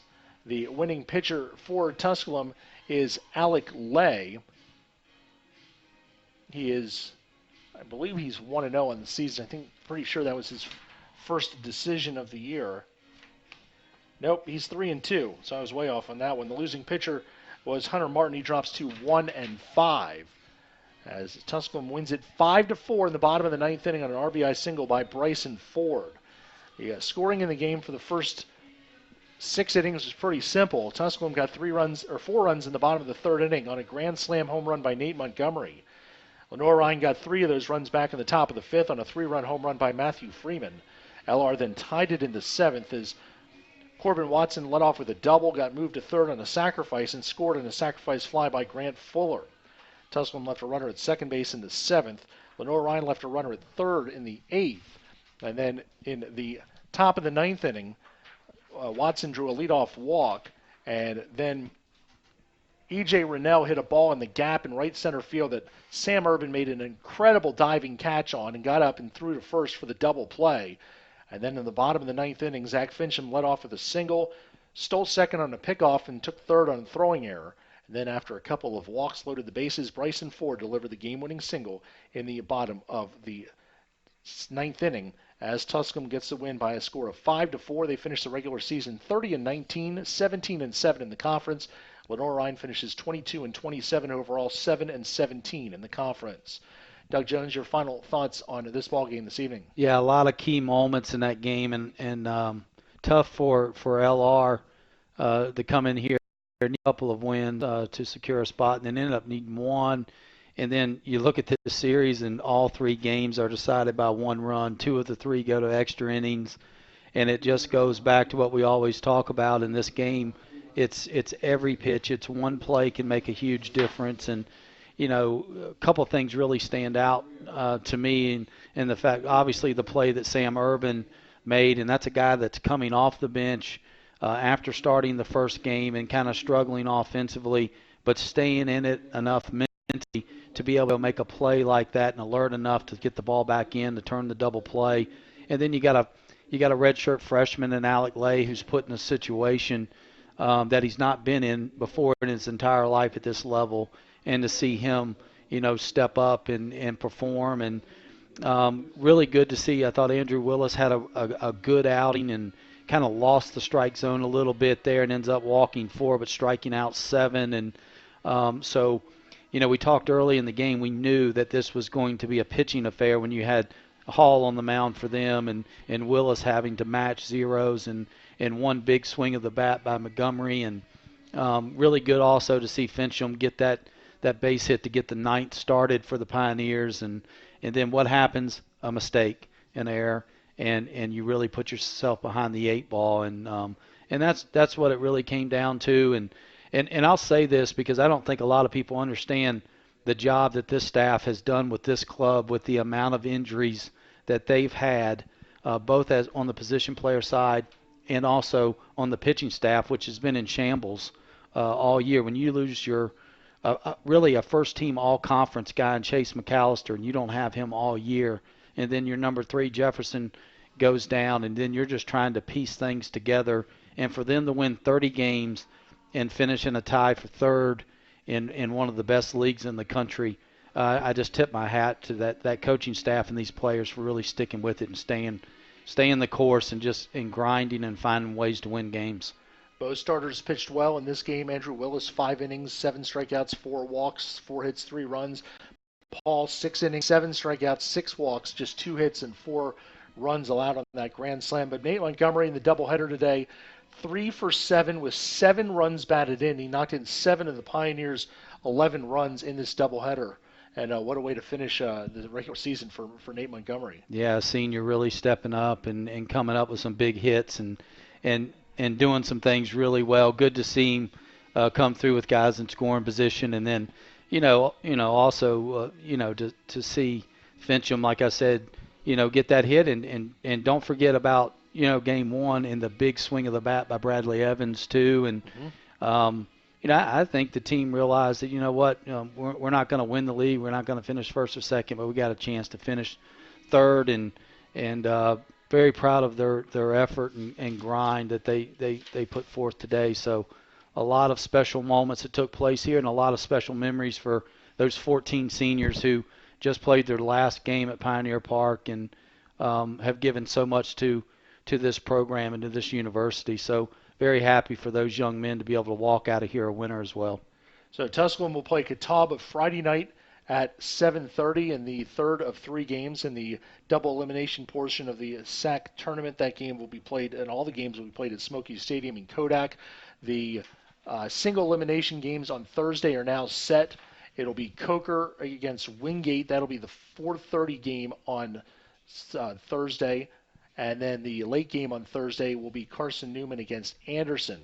So, and then Newberry, Lincoln Memorial, Catawba, and Tusculum will join in the rest of the tournament starting on Friday. So Tusculum wins doubleheader today, 6-5 in game 1, 5-4 in 9 innings in game 2, as they finish off the regular season with a 3-game series sweep of the Lenior-Rhyne Bears. Many thanks to everyone who made this broadcast possible this evening, our producer Nick Forsberg and his staff, and, of course, our sponsors and you, the fans who've tuned in and stuck with us. We've been doing this since 3 o'clock this afternoon. It was a couple 3-hour games, 3:03 for the first, 3:10 for the second, but we made it home, and the Pioneers get the sweep of the doubleheader. The full highlights of today's doubleheader will be posted on our YouTube page, Tusculum Pioneers YouTube page, which you're currently watching. And you can get interviews of tonight's games with the stars of the game and much more. And, of course, the full recap on our website at TusculumPioneers.com. Doug Jones, it's been a pleasure. I've had a great time tonight, and I'm glad we could be able to do this. And you are officially hired for next year, whenever you want to come on out and join us. Well, Jim, I appreciate you allowing me to join you. It's been a lot of fun, and probably not the guy you wanted to spend your birthday with, but we had a good time doing it and able to walk out of here with 2 wins. So I appreciate you guys putting up with me and allowing me to participate tonight. I appreciate you coming out here as well. Once again, your final scores this evening: Tusculum 6, Lenior-Rhyne 5, and in 9 innings, Tusculum 5, Lenior-Rhyne 4. These broadcasts will not be available for rebroadcast, but again, tune in to get the highlights, the full recap of both games of our doubleheader, which is being worked on by Nick Forsberg as we speak. You'll have that posted shortly, and you'll be able to catch all the highlights of this doubleheader sweep for the Pioneers. So once again, your final score is Tusculum 6, Lenior-Rhyne 5, and Tusculum 5, Lenior-Rhyne 4. For Doug Jones, I'm Jim Miller. Have a great rest of the evening. This is our final broadcast of the 2019 season, and thanks to everyone who made these broadcasts possible. And we hope you've enjoyed them this year. We add a little bit more each year, and we'll be back next year better than ever, and we're looking forward to it already. So on behalf of everyone here at Tusculum University, thank you for tuning in. Have a great rest of the night, and the Pioneers will be back in action Friday at the SAC tournament. Of course, all the news and everything with Tusculum University Athletics on our website at TusculumPioneers.com. Have a great evening, everyone. Thanks for tuning in on the Pioneer Sports Network.